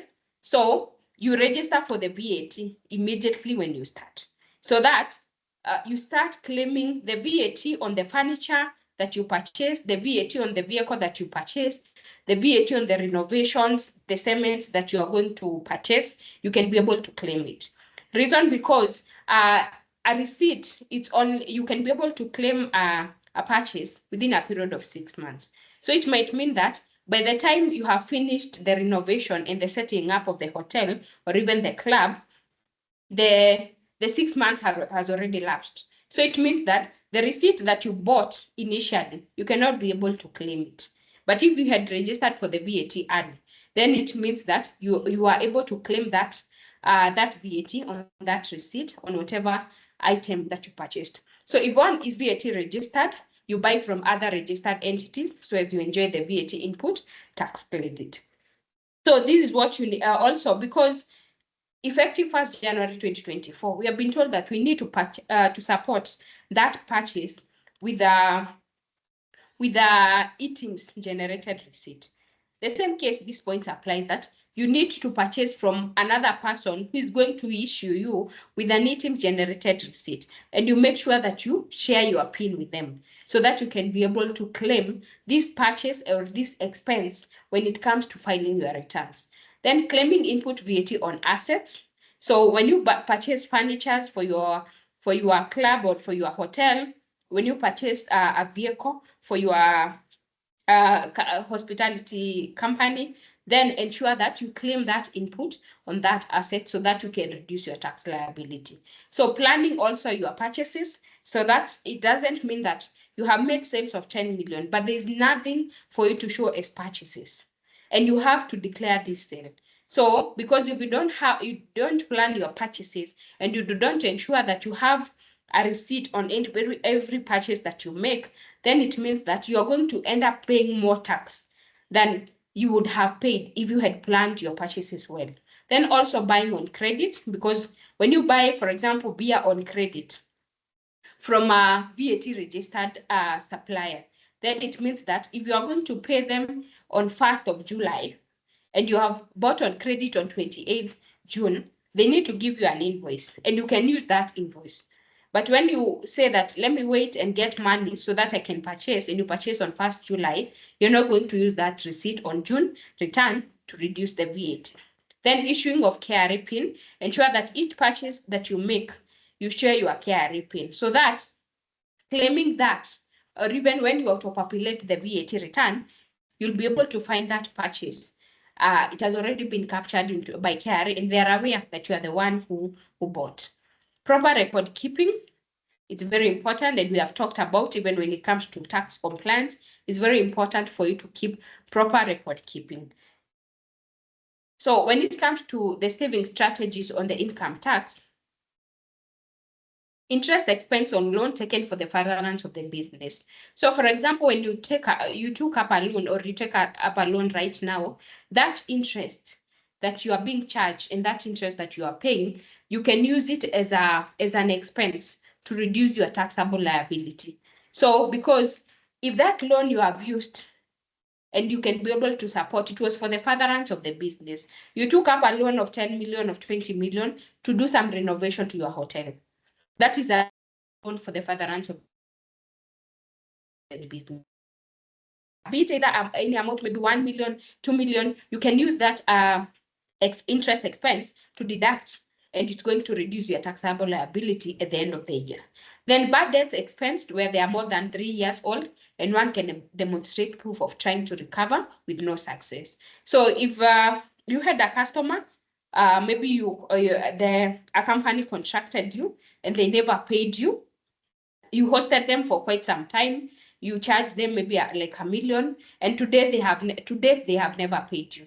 So if that debt is more than 3 years, and you can demonstrate that you have done all the necessary measures to recover that amount with no success, then you can be able to expense that bad debt, and it's going to reduce your tax liability.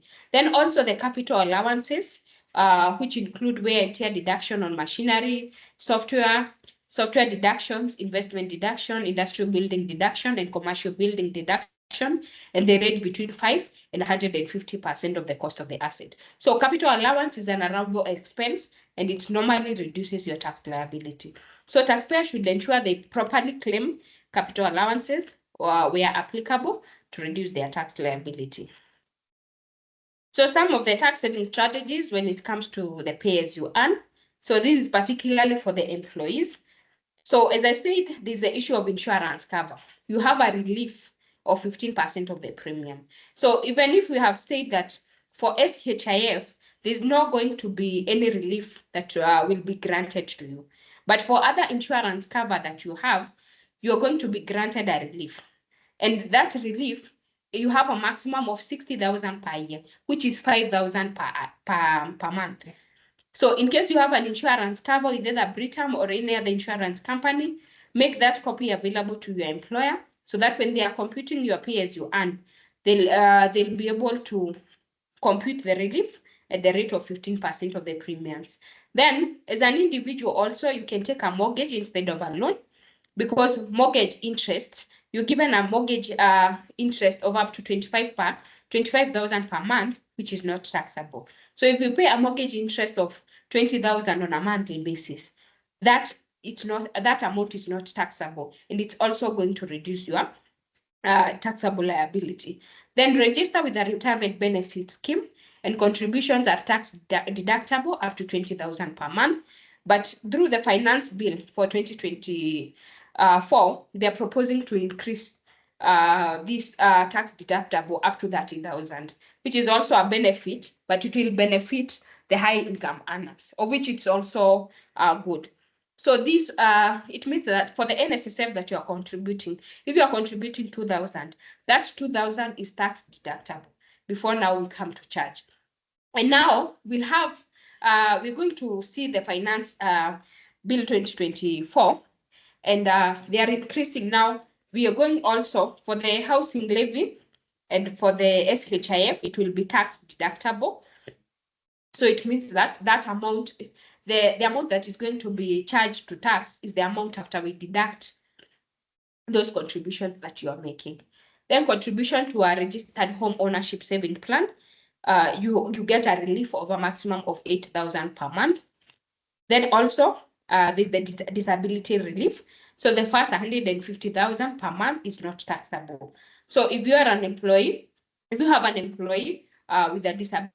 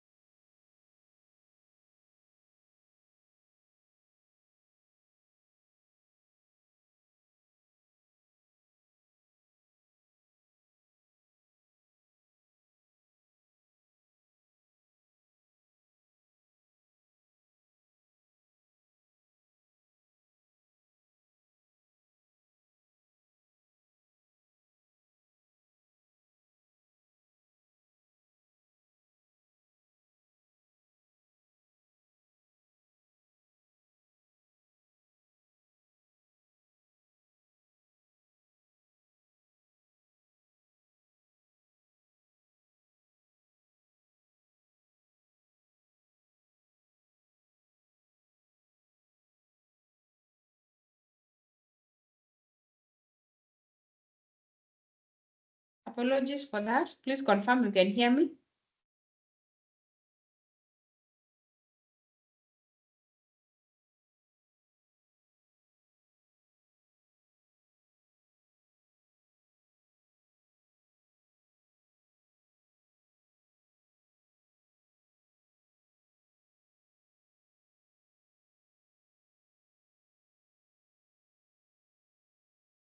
Okay, so apologies for that.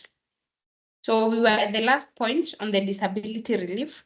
So if there is an employee who has a disability within your organization, ensure that you get a certificate of disability from them because they need to be registered under people with disability for them to qualify for that exemption. So whereby the first 150,000 per month, it's not taxable at all. So we can proceed. So there are basically some KRA ongoing audits whereby we have the VAA or the VAT automated audit. This for the VAT in case of any discrepancy, whereby maybe there's a sale you made and you haven't declared that sale. And the purchaser that bought from you, they have claimed that sale. Or when you claim a purchase, but you never shared your PIN. So the other party hasn't declared that sale that they sold to you, but you have claimed that purchase. So if you're not able to support that, then they are going to disallow that purchase. Then also there's the return review, whereby they conduct an audit. For example, for the pay audit specifically, they conduct a review for the pay or for the VAT only. Then there's the rental assessments, whereby you have some rentals, but you have not been declaring the rental income. Then also there's the expenses assessment. So for example, where I say you have paid some professional fees or you paid some salaries, but there is no support. So they are going to disallow some part of those expenses. Then there's the VAT credit, whereby I said that where a company was claiming VAT, was always filing VAT on credit. They are not declaring any sale, they are not declaring any purchases. Then KRA is going to conduct an audit and wonder, are you still in operation? And if you are not still in operation, we want your bank statement to confirm, we want your sales ledger and your purchases ledger to show that you're not into business and there's no invoice you have charged and there's no purchases that you have incurred. And then comparison between turnover in income tax return and VAT return. So as much as you're filing your VAT. So for example, you file your return for income tax return for last year, and the sale you have declared 30 million. But when we do something we call the VAT analysis, we find that your total sale is 20 million. So we want to know where is the variance of 10 million coming from. And we are going to charge the 10 million, which you have not declared in your VAT. We are going to charge it at the tax at the rate of 16%. So any variance that is established between the income tax return and the VAT return, and there is no explanation to provide. They are either going to charge the variance 30% or they are going to charge the variance 16%. Then there's also advance tax for motor vehicle. So once you familiarize yourself with the Income Tax Act, you'll see the instructions on advance tax, on how much you need to pay on your vehicles. Then there's also import and export information. So you imported something or you exported a good or a service, but you never declare that income. So through the custom, they can be able to know and get that information. And through that, they are going to come to your organization and conduct an audit to check that. Then there's also the IFMIS. This is the system that is used to pay by the government. So in case you are contracted by the government, and maybe the contract was worth 10 million, but you haven't declared any sale in regards to the same, then through the IFMIS data, KRA can conduct an audit and charge you for an undeclared income. Then rental audit based on KPLC and water meter information. As I have said, when you are filing your MRI, currently, right now, because you need to file it by tomorrow, then you need to update your property details. And you have said that you need to provide details on where that property is situated, the number of floors, the number of houses, the estimated income that you anticipate to get from that building. And you see, when you give false information, using that data, they can be able to go to the exact location of that house or that building that you have said where you're getting the rental income and confirm the information that you gave. So if you fail to do so, then they are going to conduct the rental audit. So right now also we have the issue of having the KRA officers visiting your business. So you're in your bar or you're in your hotel and you get a visitor from KRA. So how are you supposed to engage the KRA officers? So that, because how you engage them during that session will determine the end result on what information they are going to request you. And it's very important and very good if you can be able to handle everything during that visit, so that at least they be contented, so that you don't say that there's an information I don't have, let me go and look for it. So you need to greet them politely, with respect and courtesy, because they are people like us, and how you treat them will determine the end results. Then verify their identity, because they need to carry their ID with them. So if they can't show that they are KRA officers, you cannot guarantee. So you need to verify their identity before even you share any information to them. Then designate a contact person. So within your organization, don't give maybe a waiter to handle them, because they might not get or have the necessary requirements on how they'll be able to handle this. So if you can have a finance team who is aware of who are KRA officers, on what information I should and shouldn't share to them, then have that designated contact person who is going to speak with them. So then request information about the visit. Why have they visited you? Because they'll tell you what their purpose and the scope of the visit.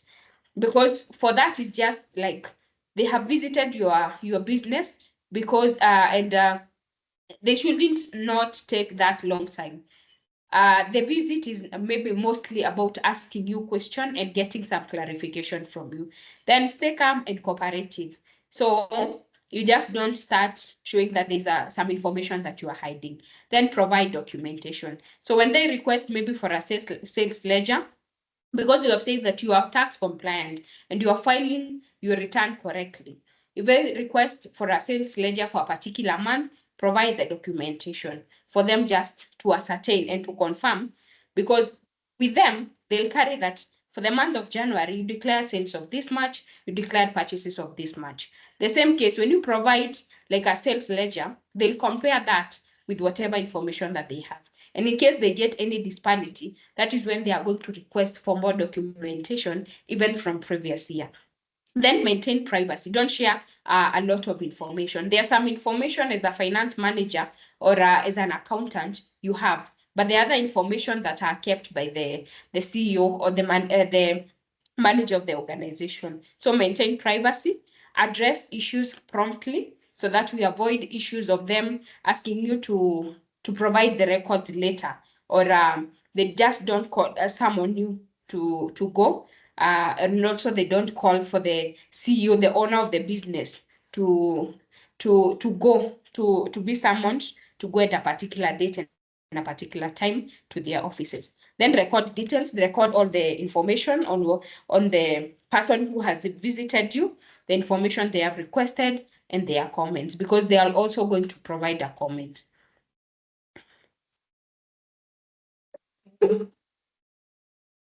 So apologies. So we said within a period of 5 years, that when KRA might visit you, but also they might visit you within a lesser period based on the triggers that are there. So non-filing and late filing of returns is a trigger. If MIS system used by government to pay its suppliers, we have seen that, it's also a trigger. Then significant valuation in amount declared in return, pay, income tax and VAT,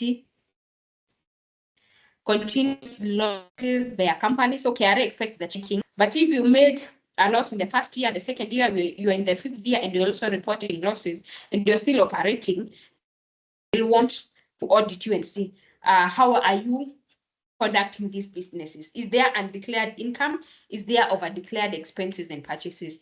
Then industry trends versus specific company profits. So the hospitality industry gross profit, maybe it's 60% or 50%, but yours is 10% or 5%. So why this change from what other companies in the same industry are doing? Then third-party information, it's also an audit trigger, media attention on a company, current or former employees giving out information. Then also there's the intercompany transactions. So all these, they are audit triggers. So what are you supposed to do, or what action are you supposed to take during the conduct of the audit? So number one, you need to understand the time frame given by KRA.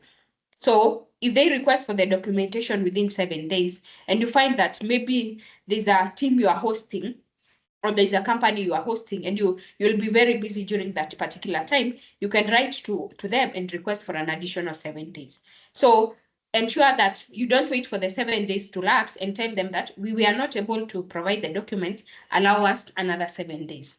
So evaluate the information required by KRA. So are they requesting for the sales? Are they requesting for the purchases? Ensure that everything you have evaluated well what they require. Then carry out a pre-audit compliance check. We talked about you can engage a tax professional to conduct a tax compliance check for your organization. Have an opening meeting with the KRA team to know what exactly do they want, what exactly do they want to cover. Assign a contact person from your finance team to be the contact person, very important, so that we avoid sharing of information, of different information from the same company. Resolve as many issues as possible during the audit process, during the audit review. Ensure you receive an official letter of findings from the KRA. It's very important that after the end of the audit, you have an official letter of findings, because this will help you when another officer of the KRA wants to come and audit the same particular year.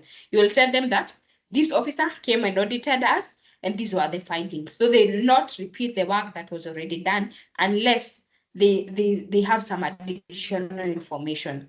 So pay any taxes which are not into dispute. So so basically a dispute begins at the issuance of a tax decision by KRA. And a tax decision, it can either be an assessment. So we say that because when you read the Income Tax Act, it has various types of assessment. And we said we are in the self-assessment regime. So when you have fully declared your income and your expenses fully, then KRA might come and conduct an additional assessment. And when they conduct an additional assessment and you are in dispute of that, then that is where the dispute will begin, because they have issued a tax decision, which is an additional assessment. Then if you are not satisfied with that, you are given 30 days to object. And if you object, and so within a period of 60 days currently, but with the change of the Finance Bill with the proposals in the Finance Bill 2024, they are going to extend that to 90 days. So objection will be allowed if Commissioner has not made a decision within 60 days. Then taxpayers aggrieved by objection decision, you should appeal to the Tax Appeals Tribunal. So if you object and you get an objection decision, but also you are still not contented, and also if you can go online, you can check all the cases that are involved any company in the hospitality industry. What is the dispute that arose, so that we avoid these issues, and we do some case studies on your competitors, on how they operate and any issue, dispute that arose. So as a taxpayer, you have a right to appeal to the High Court if you are dissatisfied with the decision of the Tax Appeals Tribunal. Then also there's the use of ADR mechanism, that is the alternative dispute resolution mechanisms. So when you are in dispute with any issues with KRA, it's very important to engage a tax advisor. And their role will be basically conducting periodic tax compliance check, interpreting changes in tax, conducting tax risk assessment before audit, being available during audit, and ensure successful closure of the audit with fair assessment. Then also the tax advisor will help resolve any tax disputes. They'll also conduct tax training to enhance operations to your employees and also to your organization, to all members of your organization. Then also the tax advisor will help with the tax planning. So they play a very vital role. So let us look at some of the proposed changes in the Finance Bill 2024. So there are some of the things that they have removed and some of the things they have maintained. So I'm just going to read through. So number one, the 6% VAT on bread, that it was previously proposed, but it has been removed. There's the VAT transport on the transportation of sugar. It has also been removed. We have the VAT on financial services and foreign exchange transaction, which has also been removed.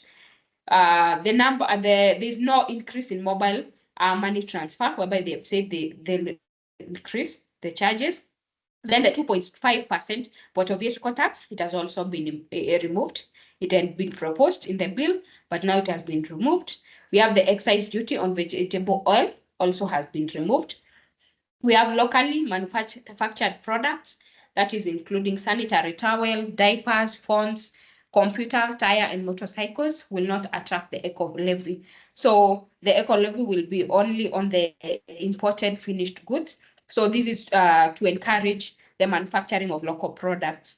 Then levies on housing fund and social health insurance will become income tax deductible, no income tax on the levies. So as the way NSSF or pension contribution is income tax deductible, the same from the proposal is that the levies on housing fund, that is the housing levy fund, and the social health, that is SHIF, they'll also become income tax deductible.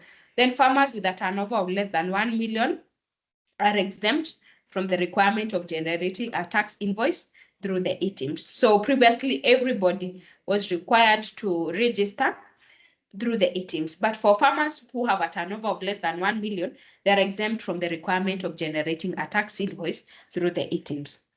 Then there is also the proposal to amend data protection law to exempt the processing of data relating to the assessment, enforcement, or collection of any tax duty.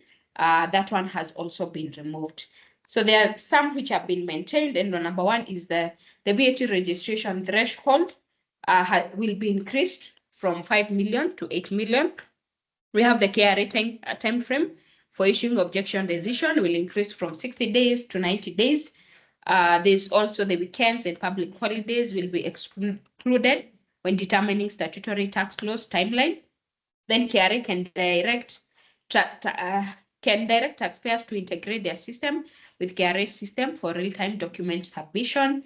Then we also talked about the pension contribution exemption being increased from 20,000 per month to 30,000 per month. Then excise duty on alcoholic beverages will now be taxed on the basis of alcohol content and not volume, as done previously. Then excise duty imposed on imported eggs, onions, and potatoes. So I know there are more, but those are some of the things I thought I could share during this session. So also register so that we can be able to share the notes. So that is all for the training. So I'm going to welcome you to another upcoming event that is in 1 day's time. That is Friday, 21st June. It will be understanding iTax and eTIMS, understanding iTax and eTIMS, and it will be hosted by Dr. Regina Kingori. So you are very much welcome. You can enjoy this opportunity because it's a free webinar. You'll be able to learn with us. Another upcoming event, as I said, if you want to understand how the filing is done and also the interpretation of the acts that are available, we have the Taxation Masterclass. And the Taxation Masterclass is basically a 2 weeks comprehensive online tax training to be held from 15th July 2024 to 26th July 2024. And the time is very convenient because it will be at the comfort of your home. That is from 7 p.m. to 9 p.m. And the fee is 15,000. But for this particular month, we have an offer we've given a discount of 3,000. So you are going, if you pay before 30th June 2024, you're going to pay 12,000 instead of the 15,000. And after the taxation masterclass, you'll get a certificate which will be available to you. And if you are an IcePack member, you are guaranteed of getting 10 CPD points. So what you'll be able to gain is that you'll be able to understand the Kenyan tax structure and regulations. You'll learn to calculate and manage pay, NHIF and SSF and social security contributions. You'll be able to grasp the tax implication of rental income, turnover tax, and catering levy. You'll master the VAT registration, the rates and the exemptions. You'll explore income tax, capital gain tax, and advance tax. You'll be able to navigate the Kenyan iTax system effectively without any problem. You'll gain insights into tax audits, dispute resolution, and refunds.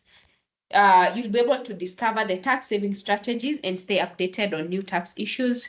You'll be able to handle any or solve any tax disputes without a problem. And lastly, as I said, you'll get a certificate which will be available to you, and you'll get CPD points if you are an IcePack member. So who is RWK? RWK, we are an audit and tax firm, and we have services that we offer. We have the audit services, we have the statutory audit, the internal audit, accounting system audit, project management audit, forensic audit, tax compliance audit. So this is the audit season, and if you haven't done your audit, you can contact us, and we're going to help you in that. We also have the bookkeeping service that we offer, whereby we provide the management report, we help the filing of the monthly returns, we help companies with the bank reconciliation, payroll, account payable and receivable, the trial balance reconciliation, the cash flow forecasting, cost management, break-even analysis, budget to actual reports. We all do that as a bookkeeping service that we offer. We also have the tax services, whereby we file all the tax returns. We conduct tax health check for your organization. If you need a tax health check to check how compliant are you when KRA is concerned. We also do the tax refund processing. We help with tax planning. We do representation at KRA on different tax issues. We conduct KRA audit processes, advisory on tax implication of various transactions, and we also conduct the tax trainings. We also have the internal audit services that we offer, like the accounting system audit, bank reconciliation, internal control processes, tax health check. So if you want us to conduct an internal audit for your organization, possibly for the first quarter of 2024 or the first half of 2024, you can contact us, and we're going to help you with that.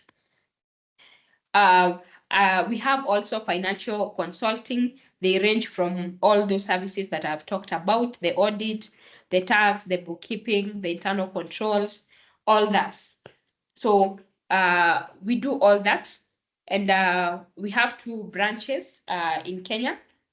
That is one in Thika branch, which is located in Thika Road, opposite Mangu High School. If you are around Thika, you can pay us a visit in our Thika branch.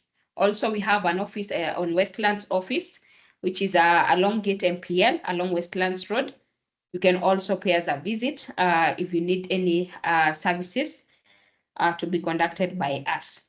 So we have our contact details, our phone number, and also our website and email in case you want to contact us further.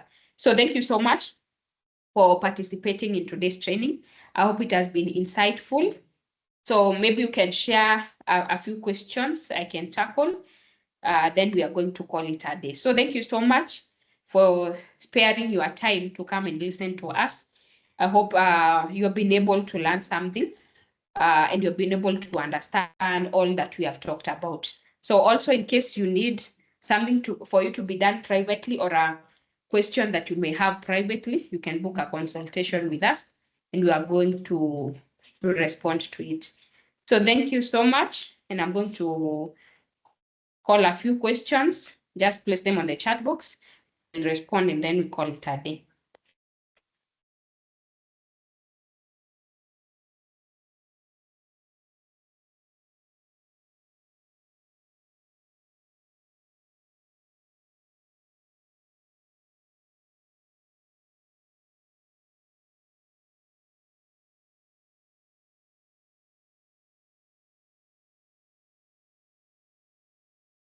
So there are no any tax saving strategies on MRI because MRI it's on gross income.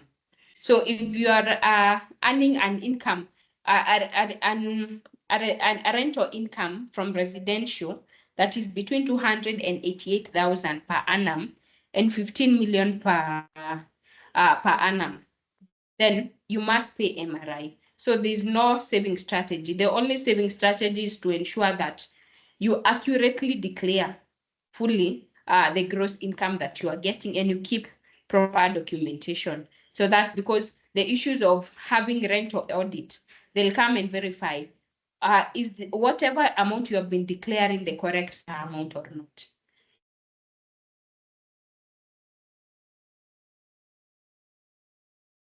So Evans, you can book a consultation. I respond to that. I need to check a few things so that I can check on the ratios for profit, debt, and where also you can be able to find them. I hope that's okay with you, Evans.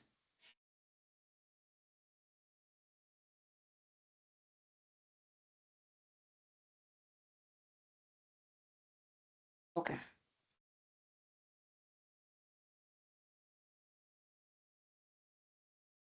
So we are in the Q&A section.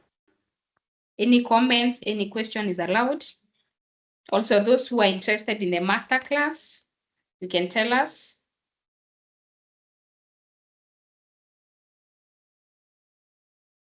It's a very good opportunity for you.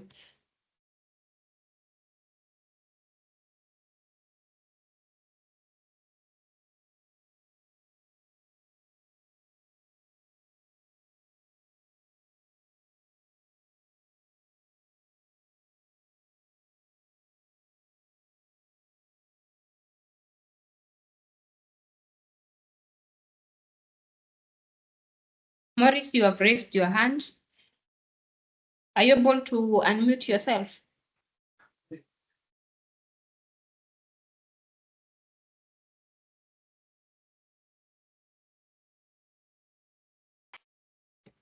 Hello. Hi. Hello. Yes, you can go ahead. Hello. I don't know whether you are getting me. Yes, I can hear you loud and clear. So on my chat box, I'm trying to type something, but it's not working. I wanted to know what's the problem. Okay. So you're not able to chat us? On the chat box, because even they'll start the registration for notes. I've not done it. Okay, assist me with your email address.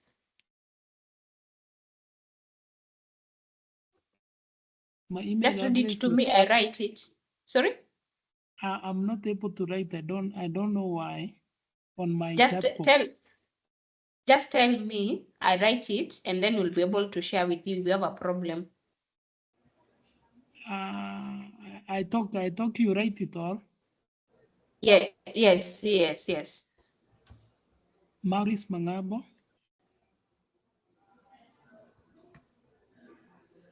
Explain the other one, Maurice. Mangabo. MA. Ama, give me your number. 0706. 26. 86. 51. 51.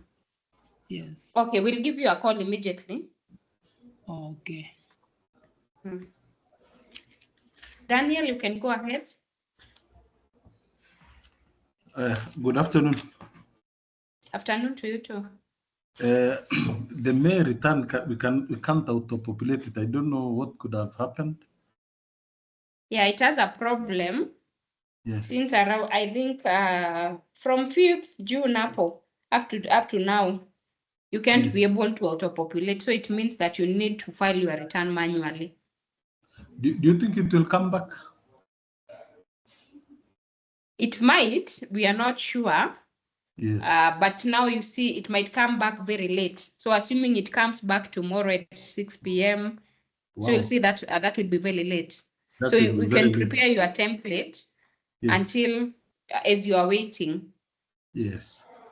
Mm. Do you think it's an upgrade they're doing or something? Yes, I think there are some things they are doing because you see, like I said on the MRI, Yes, yeah, I've seen it they on the have MRI, the updates. updated. Yeah. So I think they are doing so many updates because even now you can't be able to view the certificates, the withholding certificates, Correct. You cannot. unless now you go through the ledger. Through the email also. The client's email. Yeah. Yes. And then there was also a problem on eTIMS some time back. Mhm. The registration. Producing an invoice. Yeah, I think that they have a lot of problems. They Yes. have a lot of updates because Yes. for some time the eTeams hasn't been operating fully for like Yes. the past 3 weeks. Yeah. For the last 3 weeks. Mm. Okay. But I think the eTIMS was So, but we resolved. hope all will be well. Yeah, they'll resolve it. They have resolved the eTIMS. Mm. Yes. Okay, And then thank you.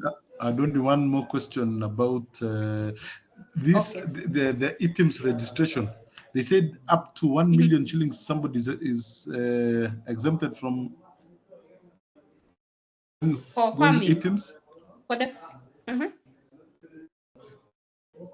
Hello? they had said specifically for Hello? farmers.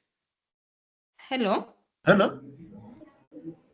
can you hear me? Hello? Hello? I can hear you. Hello? I can hear you.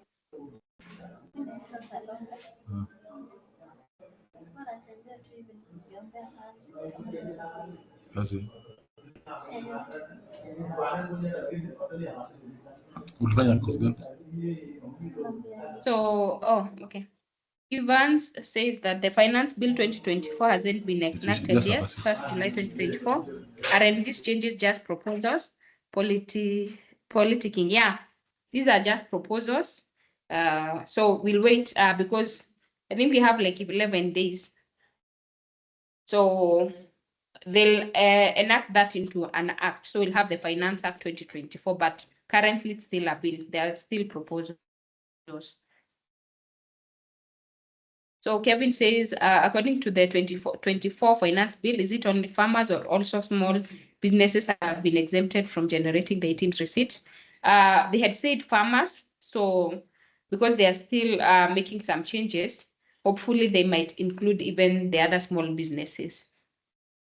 But also it's a challenge because you'll be able to engage, because companies or even other people, they want to engage people who are eTIMS compliant and those that give them eTIMS receipt. So either way, at any particular point, you might be forced to register for the eTIMS so that you don't be out of business. So thank you so much. If there are no other questions, thank you for listening to us. It was a pleasure having you. If you're available on Friday, just join us. And also, if you are interested in the taxation masterclass, there are some contact details. We have our number 0728 897 429. You can contact us and we'll respond to any question that you might have. So thank you so much and do have a good afternoon.